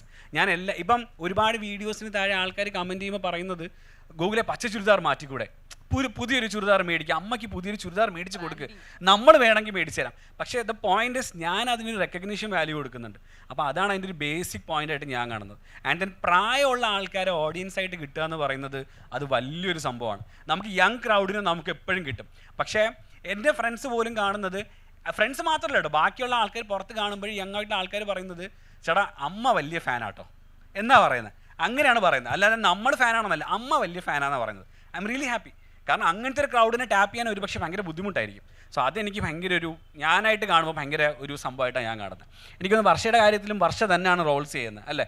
അത് സ്വിച്ച് ചെയ്യാത്തത് ഇതുകൊണ്ടാണോ, വീട്ടിൽ ശ്രമിച്ചിട്ടുണ്ടോ? അച്ഛൻ്റെ കാര്യം ഞാൻ ചോദിക്കുന്നില്ല, അച്ഛൻ അഭിനയിക്കുമെന്ന് ഞാൻ ചോദിക്കുന്നേ ഇല്ല. ബാക്കി ആരെങ്കിലും അഭിനയിക്കാൻ താല്പര്യമുള്ള ആൾക്കാരെ കൊണ്ടുവരുന്നുണ്ടോ? എന്താന്ന് വെച്ചാൽ എനിക്കും അങ്ങനെ ആരും ഇല്ല എന്നുള്ളതാണ്. അതുകൊണ്ടാണ് ഞാൻ ഒറ്റയ്ക്ക് ഇറങ്ങിയത്. ഇപ്പം അമ്മേൻ്റെ കാര്യം പറയുകയാണെങ്കിൽ എൻ്റെ വീട്ടിൽ ഞാൻ മാത്രമേ ഉള്ളൂ എൻ്റെ അച്ഛൻ്റെ അമ്മേൻ്റെയും മക്കളിൽ ഭയങ്കരമായിട്ട് വർത്താനം കുറച്ചെങ്കിലും പറയുന്ന ആൾക്കാർ. എൻ്റെ അനിയൻ ഭയങ്കര ഇൻട്രോവേർട്ടാണ്, അനിയത്തി അതിലും വലിയ ഇൻട്രോവേർട്ടാണ്. അനിയന് ഞാൻ വീഡിയോ എടുക്കേണ്ടത് കണ്ടു കഴിഞ്ഞാൽ അവൻ ചിലപ്പോൾ ഓടി തള്ളിക്കളയും. എന്ന് പറഞ്ഞാൽ അവന് എന്തോ ഒരു പുച്ഛോ അല്ലെങ്കിൽ അവനെന്തോ എന്നുള്ളൊരു സാധനം മൊത്തത്തിൽ കാണിക്കുന്നത്. കാരണം അവൻ ജെൻസിയാണേ. പിന്നെ അവനിപ്പോൾ +1 പഠിക്കുക. അപ്പോൾ അവൻ്റെ കൗമാര കാലഘട്ടം ആയതുകൊണ്ട് തന്നെ അവൻ വേറെ ലോകത്താണ്. അപ്പോൾ ചേച്ചിയും ചെയ്യുന്നതും ചേച്ചീൻ്റെ കാര്യങ്ങളൊന്നും വലിയ താല്പര്യമില്ല അവന്. അനിയത്തിക്കും വലിയ താല്പര്യമില്ല. പിന്നെ അമ്മയ്ക്ക് ഇടയ്ക്ക് അഭിനയിക്കാൻ ഒക്കെയാണ്, അമ്മ ഇടയ്ക്കൊക്കെ വരും. അപ്പോൾ അവർക്ക് ഇപ്പോഴും താല്പര്യമില്ലെന്നാണോ? അല്ലല്ല, പണ്ട് അല്ലേ, ഇപ്പൊ താല്പര്യം. അനിയനും അനിയത്തിക്കും അവർക്ക് നാണമാണ്, അവർക്ക് ക്യാമറയുടെ മുമ്പിൽ വരാൻ നാണായതുകൊണ്ടാണ് വരാത്തത്. അമ്മയ്ക്ക് അമ്മ വിളിച്ചാൽ വരികയൊക്കെ ചെയ്യും. പക്ഷെ എന്നാൽ കൂടിയിട്ടും അമ്മയ്ക്ക് ഇങ്ങനെ അങ്ങനെ ഒരു വീഡിയോയിൽ എപ്പോഴും വരണം എന്നൊന്നും അമ്മയ്ക്ക് നിർബന്ധമില്ല. അമ്മേൻ്റെ ലോകത്ത് ജീവിക്കുന്ന ഒരു സാധാരണ ഒരു വീട്ടമ്മയാണ്. പക്ഷെ അമ്മ ഇടയ്ക്ക് പറയുന്ന കാര്യം എന്ന് പറഞ്ഞാൽ, ഇങ്ങനെ ഞാൻ വീഡിയോ ഒക്കെ ഇടുമ്പോൾ അമ്മ അങ്ങനെ പറയും, ഈ ഇന്നെ വിറ്റ് കുറേ പൈസ ഉണ്ടാക്കണ്ടല്ലോ ചോദിക്കും എൻ്റെ അടുത്ത്. എന്നോട് കഴിഞ്ഞ ദിവസം ഞാൻ വീട്ടിൽ വന്നപ്പോൾ എന്നോട് പറയുന്നത്, ഇതൊക്കെ നിനക്ക് എങ്ങനെയാണ് കിട്ടിയത്? ഞാൻ കാരണമല്ലേ കിട്ടിയത്, എൻ്റെ അമ്മ എന്നോട് പറഞ്ഞതാ. അപ്പം അത് ഞാൻ ആലോചിക്കും, അതെങ്ങനെ അമ്മ സ്ക്രിപ്റ്റ് ചെയ്തത് ഞാനല്ലേ. അപ്പം അത് പക്ഷേ എങ്ങാനും നീ ആരെ വെച്ചത് കിട്ടുന്നത്? അത് മാത്രമല്ല, എനിക്കൊരു ടീച്ചർ ക്യാരക്ടറുണ്ട്, കുറച്ച് പേർക്ക് അറിയായിരിക്കും, റെഡ് ചുരിദാർ ടീച്ചർ ക്യാരക്ടറുണ്ട്. എൻ്റെ അമ്മ ഒരു ടീച്ചറുമാണ്. അപ്പോൾ അമ്മ പറയുന്നത് നിൻ്റെ പകുതി കൂടുതൽ നിൻ്റെ ഈ IP നീ എനിക്ക് സെല്ല് ചെയ്യേണ്ടി വരുന്നതാണ് അമ്മ പറയുന്നത്.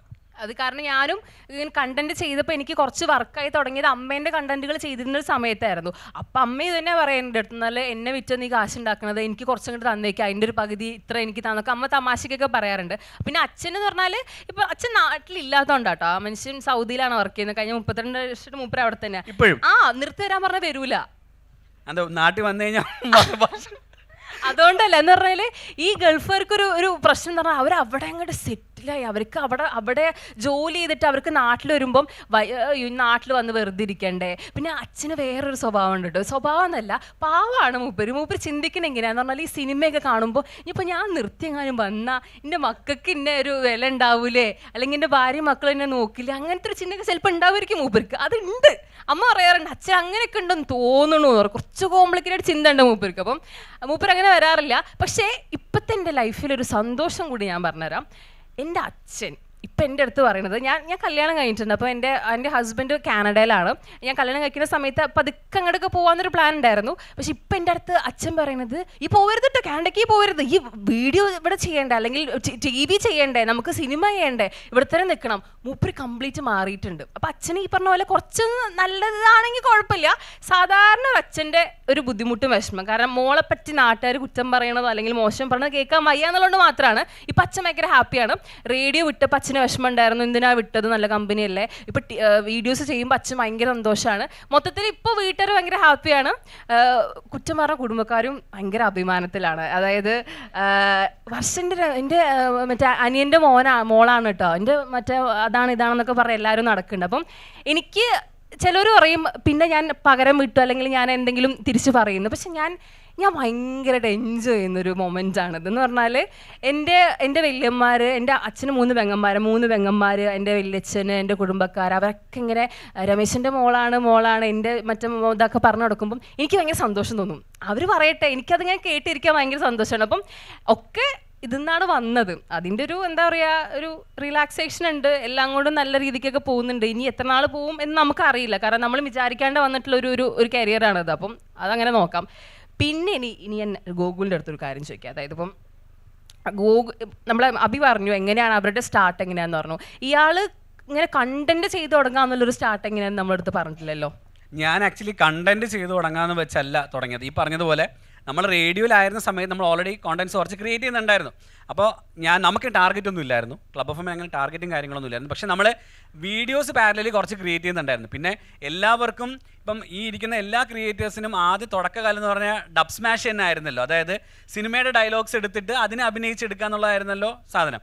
പക്ഷേ അപ്പം എനിക്ക് തോന്നിയപ്പോൾ എനിക്ക് പേഴ്സണലി ഡയലോഗ്സ് എഴുതാൻ ഭയങ്കര ഇഷ്ടമാണ്. ഇപ്പം ഞാൻ റേഡിയോയിൽ സ്പാർക്ലേഴ്സും ജിംഗിൾസൊക്കെ എഴുതിയിരുന്ന സമയത്ത് പോലും എനിക്കായിട്ട് ഡയലോഗ് ഉണ്ടാക്കി എഴുതാൻ എനിക്ക് ഭയങ്കര ഇഷ്ടമായിരുന്നു. അപ്പം ഞാൻ തുടങ്ങിയത് ആക്സിഡൻ്റലിയാണ് എൻ്റെ ക്രിയേഷൻ തുടങ്ങിയത്. ഞാനൊരു കണ്ടന്റ് ഉണ്ടാക്കിയിട്ട് ഒരു ഉറുമ്പിൻ്റെ ഒരു വീഡിയോ ആയിരുന്നു എനിക്ക് ആദ്യമായിട്ടുള്ള ഒരു ഉറുമ്പ് നമ്മൾ വെള്ളം കുടിക്കുമ്പോൾ അതിനകത്ത് ഉറുമ്പുണ്ട്, അപ്പോൾ അത് കുടിച്ച് കഴിഞ്ഞാൽ കണ്ണിന് നല്ലതാണെന്ന് അമ്മ പറയുന്നത് എന്നൊരു സാധനമാണ് ഞാൻ വീഡിയോ ചെയ്തത്. അതായിരുന്നു എൻ്റെ അതാണ് എൻ്റെ ആദ്യത്തെ കണ്ടന്റ്. ഫസ്റ്റ് വീഡിയോ എൻ്റെ അതായിരുന്നു. അപ്പോൾ അത് ഞാൻ വെറുതെ എടുത്തിട്ടതാണ്. അത് നല്ല റീച്ച് കിട്ടി. അപ്പോൾ റീച്ച് കിട്ടിയപ്പോഴത്തേക്ക് എനിക്ക് തോന്നി എന്നാൽ ഇനിയിപ്പോൾ നമുക്ക് വേറെ കണ്ടന്റ് കൊടുക്കേണ്ട, വേറെ എന്തെങ്കിലും കൊടുക്കാം, പ്രകൃതി ഭംഗിയും ട്രാവൽ വീഡിയോസൊക്കെ. പക്ഷേ അത് കൊടുക്കുമ്പോൾ വർക്കായില്ല. അപ്പോൾ ഈ അഭി നേരത്തെ പറഞ്ഞതുപോലെ റിലേറ്റബിൾ സാധനം, ആൾക്കാർക്ക് ഷെയറബിലിറ്റി പെർസ്പെക്റ്റീവ് വന്ന് അങ്ങനെ തുടങ്ങിയ സാധനമാണ്. അപ്പോൾ ഞാൻ ആക്ച്വലി ഇതൊരു റീച്ചിന് വേണ്ടിയോ പിന്നെ അങ്ങോട്ട് പോകുമ്പോഴത്തേക്ക് ഒരു ക്രിയേറ്ററായിട്ട് മാറാമെന്നോ അല്ലെങ്കിൽ ഇതൊരു ഫുൾ ടൈം ജോബായിട്ട് എനിക്ക് എടുക്കാൻ പറ്റുമെന്നോ ഒന്നും എനിക്കൊരു ധാരണയില്ലായിരുന്നു. ഞാൻ അങ്ങനെ തുടങ്ങിയതാണ്. പക്ഷേ ഇപ്പോൾ ഒരുപാട് പേര് അല്ലാതെ പുറത്ത് വെച്ച് കാണുമ്പോൾ, ഇപ്പോൾ അഭി നേരത്തെ പറഞ്ഞ സെയിം പോയിന്റ് തന്നെ ഒരുപാട് പേര് ചോദിക്കുന്നത്, ചേട്ടാ നമുക്കിനി പഠിക്കാൻ താല്പര്യമില്ല, നമ്മൾ വീഡിയോ ചെയ്യാനാണ് നമുക്ക് താല്പര്യം എന്നാണ് അവർ പറയുന്നത്. ഇത് നമുക്ക് ചിലപ്പോൾ അത്രയ്ക്ക് നിങ്ങൾ പാഷനേറ്റ് ആണെങ്കിൽ ഒരു പക്ഷേ ചെയ്യാൻ പറ്റുമായിരിക്കും. അതായത് നമ്മൾക്ക് പക്ക പാഷനേറ്റ് ആണ്, നമുക്ക് എന്തായാലും പുൾ ഓഫ് ചെയ്യാൻ പറ്റും, നമ്മൾ we are good at something നമുക്ക് തോന്നുകയാണെങ്കിൽ ചെയ്യാൻ പറ്റും. പക്ഷെ വെറുതെ എളുപ്പമാണല്ലോ വീഡിയോ ചെയ്യുന്നത് എന്നോർത്ത് ആരും ഈ പ്രൊഫഷനോട് ചാടരുത്. കാരണം ഇപ്പോൾ അത്രയ്ക്ക് ക്രിയേറ്റേഴ്സും ഉണ്ട്, അത്രയ്ക്ക് കോമ്പറ്റീഷനും ഉണ്ട്. അപ്പം unless and until you are really passionate about this thing ചാടരുത്. അങ്ങനെ പാഷനേറ്റ് ആരെങ്കിലും ഉണ്ട്, അവർ ചാടാതെ നിൽക്കുകയാണെങ്കിൽ നിങ്ങൾ അവരെ ചാടിപ്പിക്കുക. കാരണം അവർക്കിത് ചെയ്യാൻ പറ്റും. അങ്ങനെ ചെയ്യാതിരിക്കുന്ന ഒരുപാട് പേര് എനിക്കറിയാം കേട്ടോ. ലൈക്ക് നല്ല ടാലൻ്റ് ഉണ്ട്, നല്ല സ്കില്ലുണ്ട്, പക്ഷെ അവർ ചെയ്യാതിരിപ്പുണ്ട്. അവരെ നിങ്ങൾ പറഞ്ഞ് ചെയ്യിപ്പിക്കുക ഈ സാധനം. കാരണം ഇതിൽ ഇനിയൊരു വലിയ ബൂമിങ് വരുന്നുണ്ട്. ഇപ്പോൾ പറഞ്ഞ പോലെ നോർത്ത് ഇന്ത്യയിലൊക്കെ ഒരുപാട് ക്രിയേറ്റേഴ്സ് പറഞ്ഞു. നോർത്ത് ഇന്ത്യയിലുള്ള ബൂമിങ് നമുക്കിവിടെ വന്നിട്ടില്ല. ആക്ച്വലി നമുക്ക് അത്രയും ബ്രാൻഡ് ഓപ്പർച്യൂണിറ്റീസ് ഒന്നും ഇവിടെ വരുന്നില്ല. അപ്പോൾ അത് പറയും, ബ്രാൻഡ് ഓപ്പർച്യൂണിറ്റീസിൻ്റെ കാര്യം പറയുമ്പോഴത്തേക്ക് എങ്ങനെ ബ്രാൻഡ്സ് ഒക്കെ ചൂസ് ചെയ്യുന്നത് എങ്ങനെയാണ്? ഇപ്പോൾ പ്രൊമോഷൻസ് ഒക്കെ വരുമ്പോൾ എന്താ ക്രൈറ്റീരിയയും കാര്യങ്ങളൊക്കെ എന്താ എടുക്കുന്നത്? ആദ്യമേ പ്രൊമോഷൻസ് ഒക്കെ വരുമ്പോൾ ഒരു വലിയ സംഭവമായിരുന്നു. അതായത് നമ്മൾ ഈ ടി വിക്ക് ഏതാണ്ട് ബ്രാൻഡൊക്കെ ആദ്യത്തെ പ്രൊമോഷൻ ഏതാ വന്നത്? ആദ്യത്തെ പ്രൊമോഷൻ വന്നത് എനിക്ക് കറക്റ്റ് പറയുകയാണെങ്കിൽ നമ്മളിപ്പം വൈറലായ മറ്റേ പാട്ടുണ്ടല്ലോ, ഹനുമാൻ കിഡ്, ഹനുമാൻ കൈൻഡ്, പുള്ളിയുടെ ഫസ്റ്റ് ഒരു അയ്യോ എന്നുള്ള സോങ് ഇല്ലേ, അതായിരുന്നു ഞങ്ങളുടെ ഫസ്റ്റ് പ്രൊമോഷൻ. അതാണ് ഓൾ ഇന്ത്യ ലെവലിൽ ഏറ്റവും കൂടുതൽ വ്യൂസ് പോയത് നമ്മുടെ വീഡിയോയ്ക്കായിരുന്നു. അപ്പോൾ അത് ഭയങ്കര കാര്യമായിരുന്നു. അപ്പം അത് ആ സമയത്ത് 2-3 ദിവസം കൊണ്ട് 2 മില്യൺ പോയി. അപ്പോൾ അതിൽ കൂടുതലായി കാണും. അപ്പം അതായിരുന്നു ഫസ്റ്റ് പ്രൊമോഷൻ. പിന്നെ പ്രൊമോഷൻസ് വരുമ്പോൾ അങ്ങനെ പൈസ കിട്ടിയാൽ മതിയല്ലോ. ആദ്യമൊക്കെ നമുക്ക് കാശ് മാത്രം കിട്ടിയാൽ മതി, ബ്രാൻഡൊന്നും നോക്കുന്നില്ല. പക്ഷെ അപ്പോഴും ഗെയിമിങ്ങും ബെറ്റിങ്ങും ഒന്നും ഇന്നേ വരെ ചെയ്തിട്ടില്ല, ഇനിയോട്ട് ചെയ്യത്തുമില്ല. ആ സംഭവം മാത്രം ചെയ്തിട്ടില്ല. ഇപ്പോഴും ഞാൻ ഈ ഇരിക്കുന്ന ആരും ചെയ്തിട്ടില്ലെന്ന് തോന്നുന്നല്ലേ. ഇപ്പോഴും ഞങ്ങൾക്ക് ഇൻബോക്സിൽ വന്ന് കിടപ്പുണ്ട്, ഒരു സ്റ്റോറി ഇട്ടാൽ 50,000 രൂപ വരാമെന്ന് പറയും, ട്രേഡേഴ്സ് മറ്റേ അങ്ങനെയൊക്കെയുള്ള. പക്ഷേ ഇന്നേ വരെ ചെയ്തിട്ടില്ല. പൈസയ്ക്ക് അത്യാവശ്യം വരുമ്പോഴും എവിടുന്നെങ്കിലും നല്ലൊരു ബ്രാൻഡ് കറങ്ങിത്തിരിഞ്ഞ് വരുമെന്നുള്ളൊരു വിശ്വാസം. പക്ഷേ ആദ്യമേയൊക്കെ ബ്രാൻഡ് ചൂസ് ചെയ്യാൻ നല്ല പാടായിരുന്നു. കാരണം നമ്മൾ ചെറിയ കാശ് പറയും, ഒരു 10,000 പറയുവാണെങ്കിൽ അവർക്ക് പറ്റത്തില്ല, അവർ 5,000 ആയിരിക്കും പറയുന്നത്. അപ്പോൾ നമ്മൾ 5,000-ന് ഓക്കെ പറയും. കുറച്ച് കഴിയുമ്പോഴറിയുന്നത് നമ്മളെക്കാട്ടി പകുതി ഫോളോവേഴ്സ് ഉള്ളവർ അത് 4 ഇരട്ടിയായിട്ട് ചെയ്തിട്ടുണ്ടെന്ന്. അത് നമ്മൾ പിന്നെ അറിയും. പിന്നെ നമ്മൾ ചൂസ് ചെയ്യുമ്പം കണക്ഷൻ ആവും. ചേട്ടനെ അപ്പോൾ ഉള്ളവരോട് ചോദിക്കും, ചേട്ടാ ഇവർ വന്നിട്ടുണ്ട്, എത്ര രൂപ പറയണം? അപ്പോൾ ചേട്ടൻ പറയും, നീ എത്ര പറയുന്നത്? 10, നീ 40 പറ. അപ്പോൾ നമ്മൾ 40 പറയും. അപ്പോൾ അവർ പറയും 35. അപ്പോൾ ഞാൻ മേടിച്ചുകൊണ്ടിരുന്നത് 5,000 ആയിരിക്കും ആ സമയത്ത്. അപ്പോൾ ചേട്ടൻ പറഞ്ഞ് 40 പറയടാ. അപ്പോൾ അവർ 35, ഓക്കെ, നമുക്ക് ലോട്ടറി. അങ്ങനെയാണ് പിന്നെ സംഭവമില്ല. പിന്നെ ഇപ്പം നമ്മൾ ചെയ്യുന്നത് വരുമ്പം ഏറ്റവും നല്ല ബ്രാൻഡ് ഏതാണ്, അതായത് ബ്രാൻഡ് വാല്യൂ ഉണ്ടോ, നമ്മുടെ അക്കൗണ്ടിൽ ഇട്ടാൽ നമുക്ക് റീച്ച് ഉണ്ടോ, പിന്നെ പറഞ്ഞാൽ മനസ്സിലാവണം അവർ. ഇപ്പോൾ ഒരാൾ വന്നിട്ട് പറയുക അവർ കണ്ടൻറ്റ് തരാം, പൈസ തരാം. പക്ഷേ ഞാൻ അങ്ങനെ ചെയ്തിട്ടില്ല ഇന്നേ വരെ. അവർ ബ്രാൻഡ് എനിക്ക് കണ്ടൻറ്റ് തരാമെന്ന് പറഞ്ഞാൽ ഞാൻ ചെയ്തിട്ടില്ല. കാരണം അത് എൻ്റെ ചാനലിനകത്ത് ഓടുമെന്ന് ഉറപ്പുണ്ടെങ്കിലേ ഞാനത് ചെയ്യത്തുള്ളൂ. അപ്പോൾ അങ്ങനെയുള്ള ബ്രാൻഡ് മാത്രമേ ഇപ്പോൾ ഞാൻ എടുക്കാറുള്ളൂ. അതായത് ഞാൻ പറയുന്നതും കേൾക്കണം, അവർ പറയുന്നതെങ്കിൽ. അങ്ങനെയാണ് ഏറെക്കുറെ എല്ലാ ബ്രാൻഡിനും അവരുടെ വീഡിയോ ഓടണം. അതുകൊണ്ട് അവർ നമ്മുടെ മേളിൽ ഇൻജെക്ട് ചെയ്തിട്ടില്ല ഒന്നും. അമ്മയ്ക്ക് എങ്ങനെയാണ് ഫീൽ ചെയ്തത് പൈസ വന്നു തുടങ്ങിയപ്പോഴത്തേക്ക്? ഒരു ബ്രാൻഡ് ഇതിന് പൈസ തരുമോ എന്നൊരു ഫീലിംഗ് ഉണ്ടായിരുന്നോ? അതിനകത്ത് ഒരു സംഭവം ഉണ്ടേ, ഞാൻ പറയാം. അതായത് നമ്മുടെ അമ്മമാര് അമ്മ ആലോചിക്കരുത്, ഇവൻ സമ്മതിക്കത്തില്ല. അതല്ല, ഇത് പറഞ്ഞില്ല, ഞാൻ മറന്നു പോകും. നമ്മൾ ഡൈ ചെയ്യുമല്ലോ, ആ ഡൈയുടെ പേരെന്തായിരുന്നു? അമ്മ ചെയ്യുന്ന ഡൈ. എനിക്ക് ഡൈന്റെ പേരൊന്നും ഓർമ്മയില്ല. ഞാൻ ഡൈ അല്ല, ആ ഡൈ ആണ് അമ്മ ചെയ്യുന്നത്. അപ്പം ഞാനാണെങ്കിൽ നമ്മുടെ സൂപ്പർ മാർക്കറ്റിലൊക്കെ പോയി, മെഡിക്കൽ സ്റ്റോറിലൊക്കെ പോയി ആ ഡൈ മേടിക്കുമായിരുന്നു. ഈയിടെ ആ ഡൈയുടെ പരസ്യം വന്നപ്പോൾ അമ്മ, അയ്യോ ഈ കമ്പനിയൊക്കെ നമുക്ക് വന്ന് ആ ഒരു ഫീലായി ഇപ്പം. അതായത് നമ്മൾ ടി വിക്കകത്ത് നമ്മൾ പൈസ കൊടുത്ത് മേടിച്ച സാധനം ഇന്ന് ഞാൻ പറയുന്ന പോലെ ഇത്രയൊക്കെ പഠിച്ചിട്ട് ഞാൻ അവിടെ പോയി, സാറേ ജോലി വരുമോ എന്നുള്ളൊരു തിരിച്ച് എൻ്റെ ഇൻബോക്സിൽ വന്നിട്ട്, അബി സാർ ഈ ഒരു പ്രൊമോഷൻ ചെയ്യുമോ? ആ ഒരു ബ്രാൻഡ് നമ്മളെ അപ്രോച്ച് ചെയ്യുമ്പോൾ നമുക്കുണ്ടാവുന്ന ഒരു ഫീലുണ്ട്. അതൊരു ഭയങ്കര. അമ്മയ്ക്കും കട്ടിലെ ആ ഒരു പ്രോഡക്റ്റ്, അത് സത്യം പറഞ്ഞാൽ പേര് മറന്നുകൊണ്ട്, അല്ലാതെ ഞാനത് പറഞ്ഞേനെ. കട്ടിലെ ഒരു 5-8 പ്രോഡക്റ്റ് അവിടെ കിടന്നത്. അപ്പോൾ അമ്മ ഇങ്ങനെ നോക്കിയിരിക്കുന്നു, ഞാൻ കാശ് കൊടുത്ത് മേടിച്ച പ്രോഡക്റ്റ് ഇതല്ല. ഇതാണ് ഇപ്പോഴത്തെ എൻ്റെ ഫീല്. ഞാൻ തന്നെ മോൻ്റെ പൈസ കൊടുത്തു വിട്ടത് മേടിച്ചിട്ടുണ്ടായിരുന്നു. അപ്പോൾ അത് 5-6 എണ്ണം കിടക്കുന്ന കണ്ടപ്പോൾ ഞാൻ വിചാരിച്ചിനി 2-3 മാസത്തേക്ക് ഞാൻ രക്ഷപ്പെട്ട് പൈസ കൊടുക്കണ്ടല്ലോ. സത്യമാണ് പറഞ്ഞത്. അപ്പോൾ ഈ ആദ്യം പൈസ വന്ന് തുടങ്ങിയപ്പോഴത്തേക്ക് ഒരു അതിശയം ഉണ്ടായിരുന്നു, എടാ ഇതിന് പൈസ കിട്ടുമോ എന്നൊരു തോന്നൽ ഉണ്ടായിരുന്നു? അങ്ങനെ ഒരു സംഭവം വന്നിരുന്നു? ഇല്ല, ഇതിനെക്കുറിച്ചൊന്നും എനിക്കറിയത്തില്ലായിരുന്നു. എങ്ങനെ മുന്നോട്ട് പൈസ കിട്ടുമോ, ഇതെങ്ങനെ മുന്നോട്ട് പോകാം ഒന്നും അറിയത്തില്ലായിരുന്നു മക്കളെ. ഇപ്പം പറയുന്ന അമ്മ എൻ്റെ കൂടെ ഒന്ന് നിന്നാൽ മതി. ഞാൻ പറഞ്ഞു ശരി മോനെ, മോൻ പറയുന്ന കൂട്ടെല്ലാം അമ്മ ചെയ്തു തരാം, പിന്നെ എന്തോ വേണേലും കാണിക്കാം മോനെ എന്ന് പറഞ്ഞു. പക്ഷേ ഇതിൻ്റെ കാര്യമാണ്, ഈ അതിൻ്റെ ആ കണ്ടൻറ്റുകളെല്ലാം ഇവൻ പറഞ്ഞു തരും, ഞാനങ്ങ് മറന്നു പോകും. ഇങ്ങോട്ട് മാറും അഭിനയിക്കാൻ പറയുമ്പോഴത്തേക്ക് ഇവനെ പറഞ്ഞ വാക്കുകളൊന്നും കിട്ടത്തില്ല. ഇവിടുന്ന് ഒരു 2-3 അലറി കഴിയുമ്പം എവിടുന്നൊക്കെയോ ഇങ്ങ് വരും, ഒപ്പിച്ചെടുക്കും. അത് സത്യമാണ്. പിന്നെ പൈസ കിട്ടുന്നതുണ്ടോ എന്തുവാണെന്നും അറിയത്തില്ലായിരുന്നു, മുന്നോട്ട് പോകുന്നത് എങ്ങനെയാണെന്ന്. അന്നേരം ഞാൻ ചോദിക്കും, മക്കളെ ഈ വീഡിയോ ചെയ്തുകൊണ്ട് മോനെ നമ്മൾ മുന്നോട്ട് പോകാൻ പറ്റുമോ? അച്ഛന് ജോലിയില്ല, നമ്മളെല്ലാവരും വീട്ടിൽ ഇരിക്കുന്ന. അന്നേരം എന്നോട് പറയും, അമ്മ വിഷമിക്കേണ്ട അമ്മേ, ഇത് തന്നെ നമുക്ക് മുന്നോട്ട് കൊണ്ടുപോയി നമുക്ക് ജീവിക്കാൻ പറ്റും, അമ്മ എൻ്റെ കൂടെ നിന്നാൽ മതി. പിന്നെ ഒരു വിഷമം, എൻ്റെ കുഞ്ഞിനെ ഞാൻ ഇത്രയും പഠിപ്പിച്ച് 7ാം ക്ലാസ്സിലും 8ാം ക്ലാസ്സിലും ചെല്ലുമ്പോൾ എല്ലാത്തിനും തോറ്റ വരുന്നത്. ഞാൻ പട്ടുസാരിയൊക്കെ കൊടുത്തു PTA മീറ്റിങ്ങിന് പോവും, നല്ലോണം എല്ലാം ഒരുങ്ങിപ്പോവും. പേപ്പറൊക്കെ കിട്ടും, 1-2 വിഷയത്തിന് മാത്രം ജയിക്കും, കരഞ്ഞുകൊണ്ട് ഇറങ്ങി വരും. അപ്പോൾ ഇവൻ്റെ കൂടെ പഠിച്ച അമ്മൂന്ന് പറഞ്ഞ ഉച്ചാര്യ മോഹൻ ഫുൾ മാർക്കാ. ഞാൻ പിന്നെ വീട്ടിൽ വന്ന് ഭയങ്കര കരച്ചിലും, അച്ഛൻ വിളിക്കുമ്പോൾ പറയും ഇന്നതാ. ആ കുഞ്ഞ് 10ാം ക്ലാസ്സിലും ഗ്രേസ് മാർക്ക് ഇല്ലാതെ ഫുൾ A+, +2-നും ഫുൾ A+, BComന് 93%, പിന്നെ MBAക്ക് പിന്നെ നല്ല മാർക്കുണ്ടായിരുന്നു. ആ ഒരു അഭിമാനത്തോടെ പറഞ്ഞ് ഞാനിപ്പോൾ ഈ വേദിയിലിരിക്കുന്നു. പിന്നെ ജോലിയില്ലെന്നുള്ള ഏറ്റവും ഭയങ്കര വിഷമമായിരുന്നു. പക്ഷേ ഇപ്പോൾ ഒരുപാട് സന്തോഷമുണ്ട്. ജോലിയെക്കാളും എൻ്റെ കുഞ്ഞ് എൻ്റെ അടുത്തിരുന്ന് സമാധാനത്തോടെ എല്ലാ കാര്യങ്ങളും എനിക്കൂടെ ഇത്രയും ലോകത്തിൻ്റെ മുന്നിൽ ഞാനും എത്തിപ്പെട്ട് ഒരുപാട് സന്തോഷം. അല്ല ഇപ്പം അതിനകത്തൊരു സംഭവം ഉള്ളത്, ഞാൻ പഠിക്കത്തില്ലായിരുന്നു, അതായത് ഒന്നും പഠിക്കത്തില്ല, അതായത് 7ാം ക്ലാസ് വരെ അപ്പുറത്തിരിക്കുന്നവൻ്റെ നോക്കിയായിരുന്നു എഴുതിക്കൊണ്ടിരുന്നത്. ആ സമയത്താണ് എൻ്റെ അമ്മ മറ്റേ മെഡിമിക്സ് റെഫർ ചെയ്യുന്ന പോലെ എന്നെ കൊണ്ട് ക്രിക്കറ്റ് അക്കാഡമി വിടുന്നത്. ക്രിക്കറ്റ് എന്ന് വെച്ചാൽ ഒടുക്കത്തെ പാഷൻ. അതായത് എൻ്റെ ഫസ്റ്റ് ലവ് ഏതാണെന്ന് ചോദിച്ചാൽ എൻ്റെ അമ്മയെക്കാട്ടി മുമ്പേ ഞാൻ പറയും ക്രിക്കറ്റാണ്. അതുപോലെ എനിക്ക് ഇഷ്ടമായിരുന്നു. അപ്പം ക്രിക്കറ്റ് കളിക്കണമെങ്കിൽ എന്നോട് പഠിക്കണമെന്ന് പറഞ്ഞു. അന്ന് ഫസ്റ്റ് പരീക്ഷയ്ക്ക് ഞാൻ സ്വന്തമായിട്ട് എഴുതി 50-23 മാർക്ക് കണ്ട് ഞങ്ങളുടെ ജയിക്കാൻ വേണം. അന്ന് ഞാൻ സ്വന്തമായിട്ട് പഠിച്ച് 24.5 മാർക്ക് മേടിച്ച്. അപ്പോൾ എനിക്ക് ഭയങ്കര സന്തോഷമായി, ഞാൻ പഠിച്ചാലും ജയിക്കും. അപ്പോൾ അത് കഴിഞ്ഞാൽ പിന്നെ എന്നെ ഇരുത്തൊന്നും പഠിക്കാത്ത പിള്ളേരുടെ കൂടെ പിന്നെ തന്നെ പഠിക്കാൻ തുടങ്ങി. അത് കഴിഞ്ഞാൽ പിന്നെ നല്ല മാർക്ക് കിട്ടാൻ തുടങ്ങി. അങ്ങനെയാണ് ഞാൻ പഠിക്കാൻ തുടങ്ങിയത്. പിന്നെ വേറൊരു സംഭവം എന്ന് വെച്ചാൽ ഈ ജോലി ഇപ്പോൾ ചെയ്യുന്നതുകൊണ്ട് എനിക്ക് ഏറ്റവും സന്തോഷം എന്തെന്ന് വെച്ചാൽ, ഞാൻ ചില സമയത്ത് ഇങ്ങനെ സങ്കടപ്പെട്ടൊക്കെ, നമുക്ക് ഇപ്പം നമ്മൾ ഫണ്ണായിട്ട് ഫൺ ഫ്ലോവേഴ്സ് നിങ്ങൾ പറയുമെങ്കിലും നമുക്ക് ഭയങ്കര സങ്കടമുണ്ട് ചില സമയത്ത്. ഒറ്റയ്ക്കാണ്, കൂട്ടുകാരൊക്കെ നമ്മളോട് ഇപ്പം മിണ്ടാൻ ഭയങ്കര മടിയാണ്.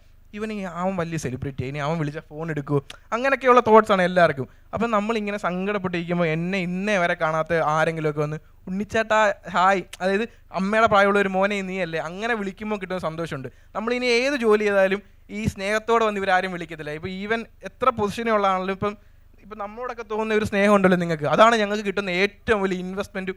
അതും മതി ഞങ്ങൾക്ക്. അതായത് ഒരു 2 കണ്ടൻറ്റ് പാളിപ്പോയാലും 3ാമത്തെ കണ്ടൻറ്റ് ഇൻവെസ്റ്റ്മെൻറ്റ് നിങ്ങൾ തരുന്ന സ്നേഹമാണ്.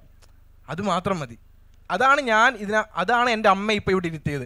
അമ്മയ്ക്ക് ഈ ഒരു റിട്ടേൺ വിളി ഇറങ്ങിയപ്പോൾ തൊട്ട് എല്ലാവരും അമ്മയെന്ന് വിളിക്കുന്നു. അമ്മയെക്കാട്ടി അത് സങ്കടം കേട്ടോ. അമ്മയെക്കാട്ടി പ്രായക്കൂടുതലുള്ളവരും വന്നിട്ട് അമ്മയെ ചേച്ചിന്ന് വിളിക്കുമ്പം ആ ഒരു സ്നേഹം കിട്ടിയ പിന്നാണ് അമ്മയെ നമുക്ക് ചെയ്യാമെന്ന് വന്നത്.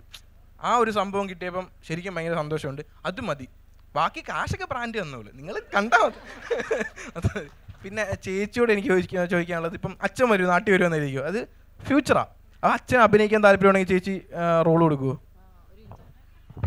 എന്താണെന്നറിയോ, അതായത് എനിക്ക് സത്യം പറഞ്ഞാൽ ചെറുപ്പം മുതൽ അഭിനയമോഹം ഭയങ്കരമായിട്ടുണ്ട്. എനിക്ക് അഭിനയമോഹം വന്ന എവിടുന്ന അറിയോ, എൻ്റെ അച്ഛൻ്റെ അടുത്തുനിന്നാ.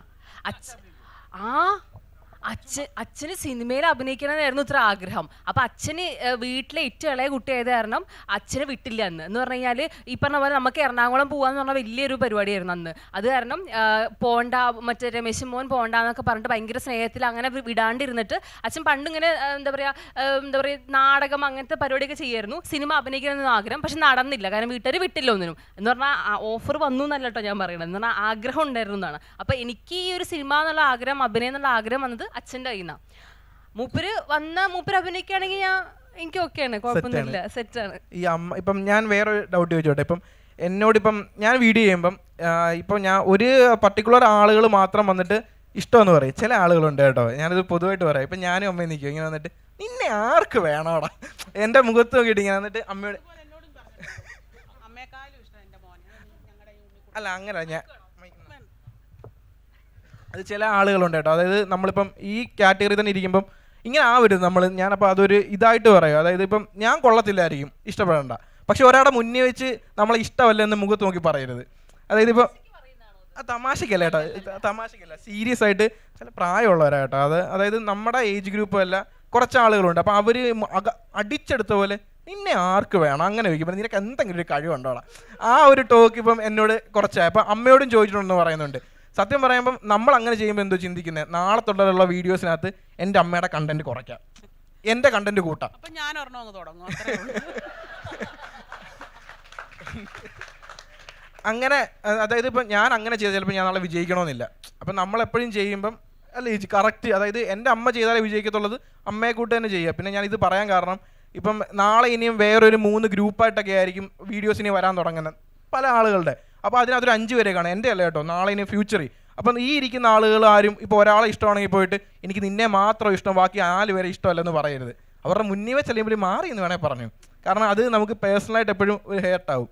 അത് എനിക്ക് പലപ്പോഴും ഹേർട്ടായിട്ടുണ്ട്, അമ്മയ്ക്കും ഹേർട്ടായിട്ടുണ്ട്. കാരണം നമ്മളെ ഇഷ്ടപ്പെടുന്നില്ലെന്ന് പറഞ്ഞാൽ ഒരു കുഴപ്പമില്ല അല്ലേ, പക്ഷേ മുഖത്ത് നോക്കിയിട്ട് ഇഷ്ടമല്ല മാറി നിൽക്കാനൊക്കെ പറയുമ്പം ഭയങ്കര സങ്കടം തോന്നിയിട്ടുണ്ട്. ഞാനിത് പറഞ്ഞത് നിങ്ങൾ ചെയ്യരുത്.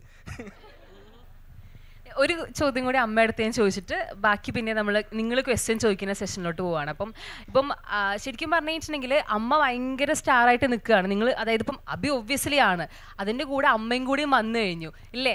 അപ്പം എന്താ മൊത്തം ഇങ്ങനെ കുടുംബക്കാരാവട്ടെ അല്ലെങ്കിൽ അമ്മേൻ്റെ ഫ്രണ്ട്സ് ആവട്ടെ നാട്ടുകാരൊക്കെ എന്താ പറഞ്ഞുകൊണ്ടിരിക്കണേ, അയ്യോ മോളെ അത് പറയാനൊക്കത്തില്ല. പിണങ്ങിയിരുന്ന കുടുംബക്കാർക്കൊക്കെ ഇപ്പം ഭയങ്കര സ്നേഹമാണ്. കാണുമ്പോഴേ കെട്ടിപ്പിടിച്ച് ഉമ്മ തരുന്നു, വിളി ഇതുവരെ വിളിക്കാത്തവർ വിളിക്കുന്ന, അയലത്തുകാരായാലും എല്ലാവർക്കും ഭയങ്കര സ്നേഹം. എന്താണെന്ന് അറിയത്തില്ല. ഇനി സിനിമയിൽ കയറിയോ എന്ന് ചോദിച്ചു കഴിയുമ്പോഴത്തേക്ക് എല്ലാവരുടെ മുഖം അങ്ങ് വാടും. അതിനകത്ത് വേറെ സംഭവമുണ്ട്. അപ്പം അമ്മയ്ക്കൊരു സങ്കടം ഉണ്ടായിരുന്നു. നമ്മുടെ അടുത്തുള്ള കുറച്ച് കുടുംബക്കാരൊക്കെ ഉണ്ട്, ഇവർ വീട്ടിൽ പ്രോഗ്രാം നടക്കും കേട്ടോ, നമ്മളെ വിളിക്കത്തൊന്നുമില്ല. മറ്റേ നമ്മുടെ പെപ്പെ ഇന്റർവ്യൂ ഉണ്ടല്ലേ ഞങ്ങളുടെ വീട്ടിൽ, ഇപ്പം ഞങ്ങളുടെ ആ ഒരു 5 കിലോമീറ്റർ ചുറ്റളവിൽ ഒരു നൂലുകെട്ടാണെങ്കിലും അക്കേ വരുത്തില്ലേ. ഈ ഒരു സംഭവം ഭയങ്കര ഡെവലപ്പായി. മറ്റേ അവിടെ ഒരു വലിയ പരിപാടി നടന്നാലും നമ്മളെ മൈൻഡ് ഒന്നും ചെയ്യത്തില്ല. നമ്മൾ അമ്മ പറഞ്ഞ പോലെ അച്ഛനും ജോലി ചെയ്യുന്നില്ല, അച്ഛൻ ഖത്തറിലായിരുന്നു. അപ്പം ആ കൂട്ടത്തിൽ അച്ഛൻ നാട്ടിൽ വന്ന് നിൽക്കുമ്പോഴൊന്നും ആരും മൈൻഡ് ചെയ്യത്തില്ല. ഇപ്പം എവിടെ ഭയങ്കര സ്നേഹം എല്ലാവർക്കും. ഈ ഒരു ലെവലിലേക്ക് നമ്മൾ മാറി. അതായത് നാളെ ഇനി നമുക്കറിയാം ഇതൊന്നും ടെമ്പററി ആണ്, നാളെ അടുത്ത സ്റ്റാർ വരുമ്പോൾ ഇത് മാറും, എന്നാലും ഒരു സന്തോഷം, അത്രേ ഉള്ളൂ. അത് മതി. അത്രയും നാളത്തെ സ്നേഹം എല്ലാവരും കിട്ടിയില്ലയോ, അത് തന്നെ ഈശ്വരാനുഗ്രഹമാണ്. അപ്പൊ ഇനി നമുക്ക് ഇനി ക്രൗഡ് നിങ്ങൾക്ക് എന്താ ചോദിക്കേണ്ടത് വെച്ചാൽ ക്വസ്റ്റ്യൻസ് എല്ലാവരുടെ അടുത്തും ചോദിക്കാം. ക്വസ്റ്റ്യൻ ഗോകുൽ ചേട്ടൻ്റെ അടുത്താണ്. ഞാൻ ഭയങ്കര ഫാനാണ് ചേട്ടൻ്റെ, ഞാനിപ്പോഴും കാണാറുണ്ട് വീഡിയോസൊക്കെ. ഇപ്പോൾ ചേട്ടന് ഒരു കോമഡി ആക്ടറായിട്ടൊരു കൊളാബോ ഒരു സിനിമ പോലെ ഒരു ഓഫർ വന്നാൽ ആരായിട്ട് അഭിനയിക്കും? ആരായിട്ട് അഭിനയിക്കും പറഞ്ഞാൽ എനിക്ക് മനസ്സിലായില്ല. ഏത് ഇപ്പൊ ഒരു ആക്ടറോ ആരുടെ കൂടെ അഭിനയിക്കാനാണ് താല്പര്യം എന്നാണ് ചോദിച്ചത്. ഇപ്പൊ ഞാൻ റീസെന്റ് ഞാൻ അജു ചേട്ടന്റെ കൂടെ ഒരു വീഡിയോ ചെയ്തിരുന്നു. അപ്പൊ അത് വരുന്നുണ്ട്, റീസെന്റ് വരുന്ന ആ വീഡിയോ വരുന്നുണ്ട്. പക്ഷെ പുള്ളിക്കാരൻ്റെ കൂടെ അഭിനയിക്കാൻ ഭയങ്കര രസമായിരിക്കും. കാരണം ഇപ്പം നമ്മൾ ഞാനൊരു സ്ക്രിപ്റ്റ് ചെയ്ത് കൊടുത്ത സമയത്ത് പോലും പുള്ളിക്കാരൻ ഇങ്ങോട്ട് ഒരുപാട് ഇംപ്രവൈസ് ചെയ്ത് എനിക്ക് സാധനങ്ങൾ പറഞ്ഞു തന്നു. ഇപ്പം ഞാൻ ചെറിയ ഡയലോഗ് പറഞ്ഞു കൊടുത്ത സമയത്ത് പുള്ളിക്കാരൻ അതിനൊന്ന് 2-3 പുതിയ കോമഡികൾ, അതിൻ്റെ കുറച്ച് എലമെൻസും കാര്യങ്ങളൊക്കെ ഇങ്ങോട്ട് ഇട്ട് തന്നു. ആൻഡ് ദെൻ ഞാൻ പറയുന്ന ഡയലോഗിൻ്റെ തിരിച്ചൊരു കൗണ്ടർ ഇങ്ങോട്ട് വരും. നമ്മൾ യൂഷ്വലി വർക്ക് ചെയ്യുന്ന സമയത്ത് ഞാനൊരു സ്ക്രിപ്റ്റ് എഴുതി കൊടുക്കുമ്പോഴാണ് അത് പക്ക നമ്മൾ അതുപോലെ ചെയ്യാറ്. പക്ഷേ പുള്ളിക്കാരൻ്റെ കൂടെ വർക്ക് ചെയ്തപ്പോഴത്തേക്ക് പുള്ളിക്കാരൻ ഇങ്ങോട്ട് കുറേ കൗണ്ടറും കാര്യങ്ങളൊക്കെ പറഞ്ഞു. ഇതുപോലെ തന്നെ എൻ്റെ ഒരു വലിയ സ്വപ്നമായിരുന്നു മുകേഷ് ഏട്ടൻ്റെ കൂടെ ഒരു വീഡിയോ ചെയ്യാമെന്നുള്ളത്. മുകേഷ് ഏട്ടനോട് ഞാൻ വീഡിയോ ചെയ്തു.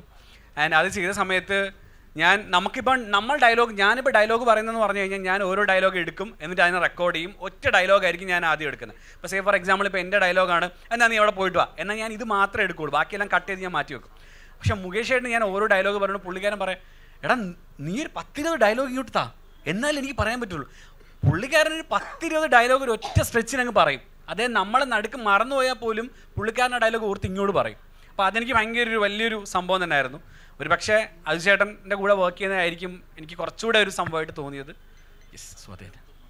ഹലോ, ഞാൻ ഏറ്റവും അധികം റീൽസ് കാണുന്ന 2 പേരാണ് ചേട്ടനും അമ്മയും. അപ്പോൾ ഞങ്ങളിവിടെ ഫാമിലി ഗ്രൂപ്പ് ആണെങ്കിൽ പോലും ഞാനും എൻ്റെ അമ്മയും എൻ്റെ പപ്പയുടെ സിസ്റ്ററും ഉണ്ട്. അപ്പം എന്നും എനിക്ക് നിങ്ങളുടെ ഒരു റീല് കൊണ്ട് കാണിച്ചു തരും.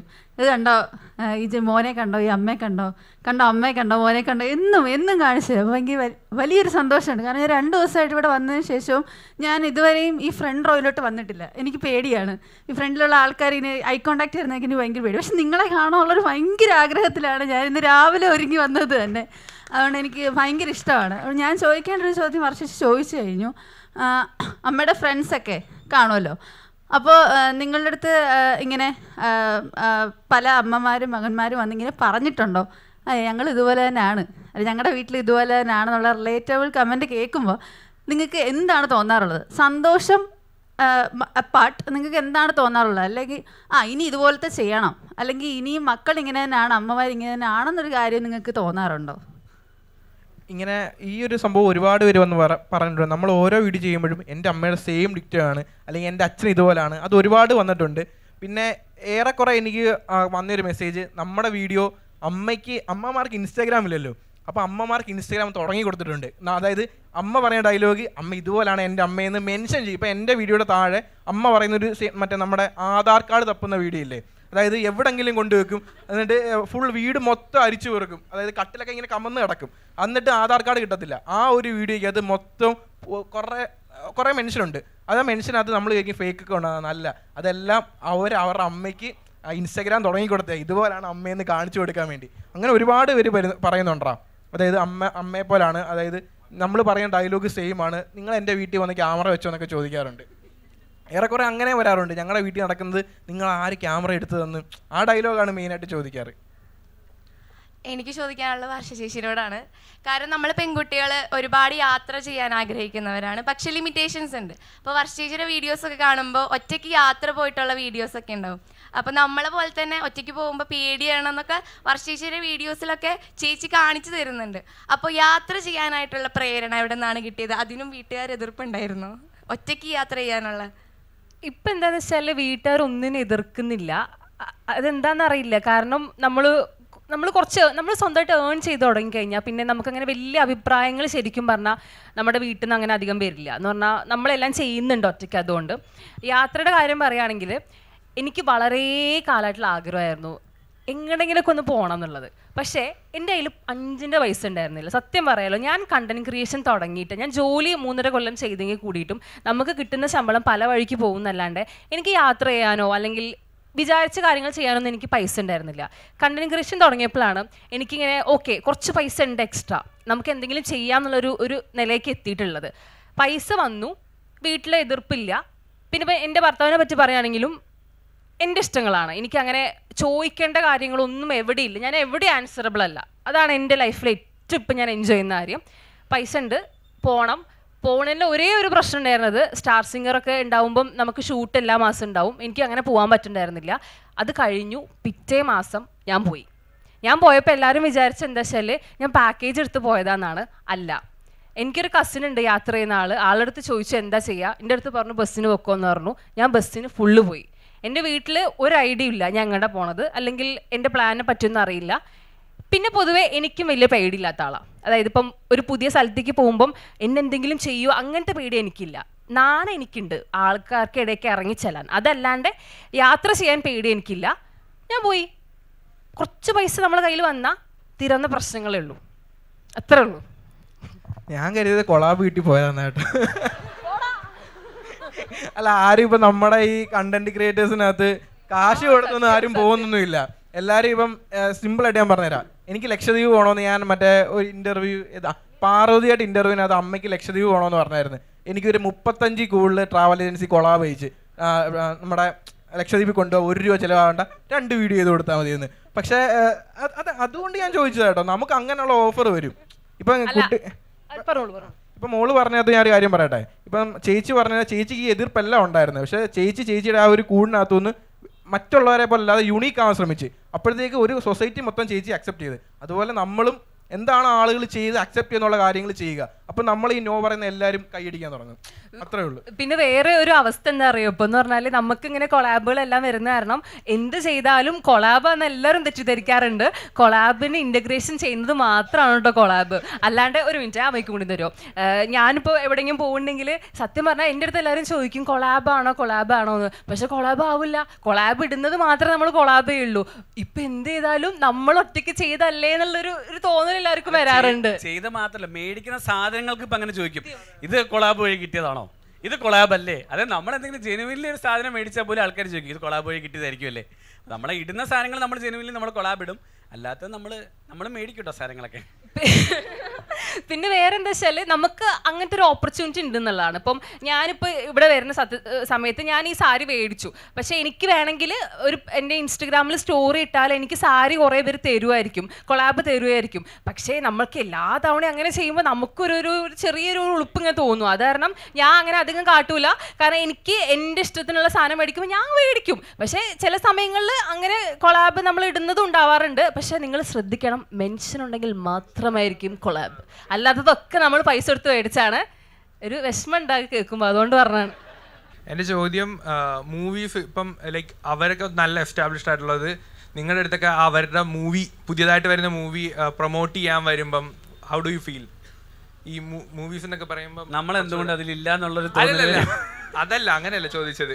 അവർ നിങ്ങളെ അപ്രോച്ച് ചെയ്യുമ്പോഴുള്ളത് ലൈക്ക് സിനിമയിൽ അഭിനയിക്കാൻ വേണ്ടി അവർ വിളിക്കുമ്പോഴല്ലോ പ്രൊമോഷൻ പറഞ്ഞില്ലേ, അതേപോലെ. സത്യം പറയട്ടെ, എനിക്കൊന്നും പ്രൊമോഷൻ നമ്മൾ വേണം, ഒരു സിനിമ ഒരു റോളും ഒന്നുകൂടെ ഒരുക്കുക എന്ന് ഞാൻ വിചാരിക്കാറുണ്ട്. ഞാൻ കഴിഞ്ഞ ആഴ്ച ട്രിവാൻഡ്രത്ത് വന്നിട്ടുണ്ടായിരുന്നു. അപ്പോൾ ഞാനും എല്ലാവരും കൂടെ ചേർന്ന് നമ്മൾ സിനിമയ്ക്ക് പോയതാണേ. അപ്പോൾ പുറത്ത് നിൽക്കായിരുന്നു.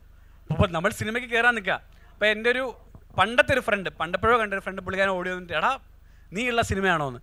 ഞാൻ മനസ്സാ വാചാ കർമ്മണ എന്നവർ അറിഞ്ഞിട്ട് പോലും ഇല്ല. പക്ഷെ അവരുടെ വിചാരം ഇപ്പം നമ്മൾ റോൾ എടുക്കാതിരിക്കുകയാണ്, അല്ലെങ്കിൽ റോളൊന്നും അങ്ങനെ നമ്മളുടെ ആരും വിളിക്കാത്തതുകൊണ്ടാട്ടോ, വിളിക്കാത്തതുകൊണ്ടാണ് നമ്മൾ അഭിനയിക്കാത്തത്. ശരിക്കും പറഞ്ഞാൽ നല്ല അല്ലെങ്കിൽ അങ്ങനത്തെ എന്തെങ്കിലും സംഭവം വന്നു കഴിഞ്ഞാൽ ചെയ്യാൻ നമുക്കും താല്പര്യമുണ്ട്. ആൻഡ് മൂവി പ്രൊമോഷൻസ് ചെയ്യുന്ന സമയത്ത് ജെനുവിൻലി നമുക്ക് തോന്നും. കാരണം നമ്മളങ്ങനത്തെ പ്രൊമോഷൻസിന് വേണ്ടി സ്ക്രിപ്റ്റ് ഒക്കെ കൊടുക്കുമ്പോഴത്തേക്ക് അതിലുള്ള ആക്ടേഴ്സ് നല്ലപോലെ ചിരിക്കുമ്പോൾ, അതായത് ഓ ഇത് കൊള്ളാട്ടോ നല്ല രസമുണ്ട് എന്ന് പറയുമ്പോൾ നമുക്ക് അപ്പം നമ്മളെ കൊണ്ടും പറ്റും എന്നൊരു തോന്നൽ നമുക്ക് വരും. അവർ ചിരിക്കുമ്പോൾ നമുക്കും തോന്നും എന്നാൽ നമുക്കൂടെ നമ്മൾ അഭിനയിപ്പിച്ചുകൂടായിരുന്നു, നമ്മളും കൂടെ ചെയ്യായിരുന്നല്ലോ. പക്ഷെ അവർ അഭിനയിപ്പിക്കുന്നില്ല, അഭിനയിപ്പിക്കുമായിരിക്കും. ചേച്ചിയോടാണ് ഞാൻ ക്വസ്റ്റ്യൻ ചോദിക്കുന്നത്.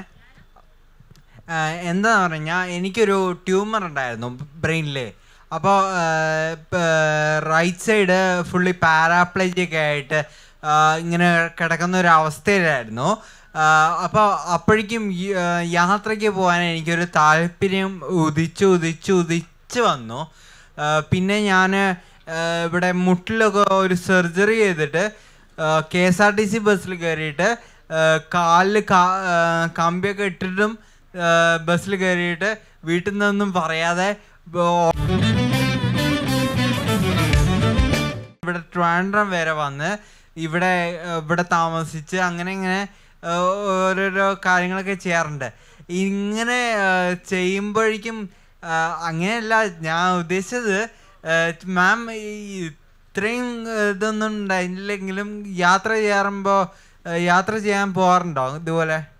അങ്ങനെ പറയുകയാണെങ്കിൽ ശരിക്കും പറയാം എനിക്ക് എന്താ അതിന് മറുപടി പറയണമെന്ന് അറിയില്ല കേട്ടോ. കാരണം ദൈവം സഹായിച്ചിട്ട് എനിക്ക് അങ്ങനെ വലിയ പ്രശ്നങ്ങൾ ടച്ച് വുഡ് ഇന്നേ വരെ എൻ്റെ ലൈഫിൽ വന്നിട്ടില്ല. ഞാൻ അതിൽ ഭയങ്കരമായിട്ട് നന്ദി പറയണു. എനിക്ക് വിഷമമുണ്ട് കേട്ടതിൽ, പക്ഷെ എന്നാൽ കൂടിയിട്ടും നമുക്ക് അങ്ങനെയല്ല കേട്ടോ. അതായത് ഉള്ളതൊക്കെ വെച്ച് അങ്ങനെ ജീവിക്കുക. പോയിട്ടുണ്ട്, പണ്ട് മുതലേ പോവാറുണ്ട്. അത് സ്ഥിരമാണ്, അത് എന്തൊക്കെ വന്നാലും അതിൽ മാറ്റമൊന്നുമില്ല. അങ്ങനെയൊക്കെ തന്നെയാണുള്ളത്. Okay, thank you. നമുക്ക് ചെറിയൊരു സമയപരിധി ഉണ്ട്, അതിനാൽ നമ്മളിപ്പോൾ വൈൻഡപ്പ് ചെയ്യാണ്. എനിക്ക് പക്ഷേ അവിടെ ഇരുന്ന് ഈ സെഷൻ കേട്ടപ്പോൾ എനിക്ക് പേഴ്സണലി ഫീൽ ചെയ്തൊരു കാര്യം ഞാൻ പറയാം. 3 സുഹൃത്തുക്കളും കൂട്ടിനൊരമ്മയും, ആ ഒരു രീതിയിലാണ് എനിക്ക് ആ സെഷനെ ഫീൽ ചെയ്തത്. ഒരുപാട് സന്തോഷം.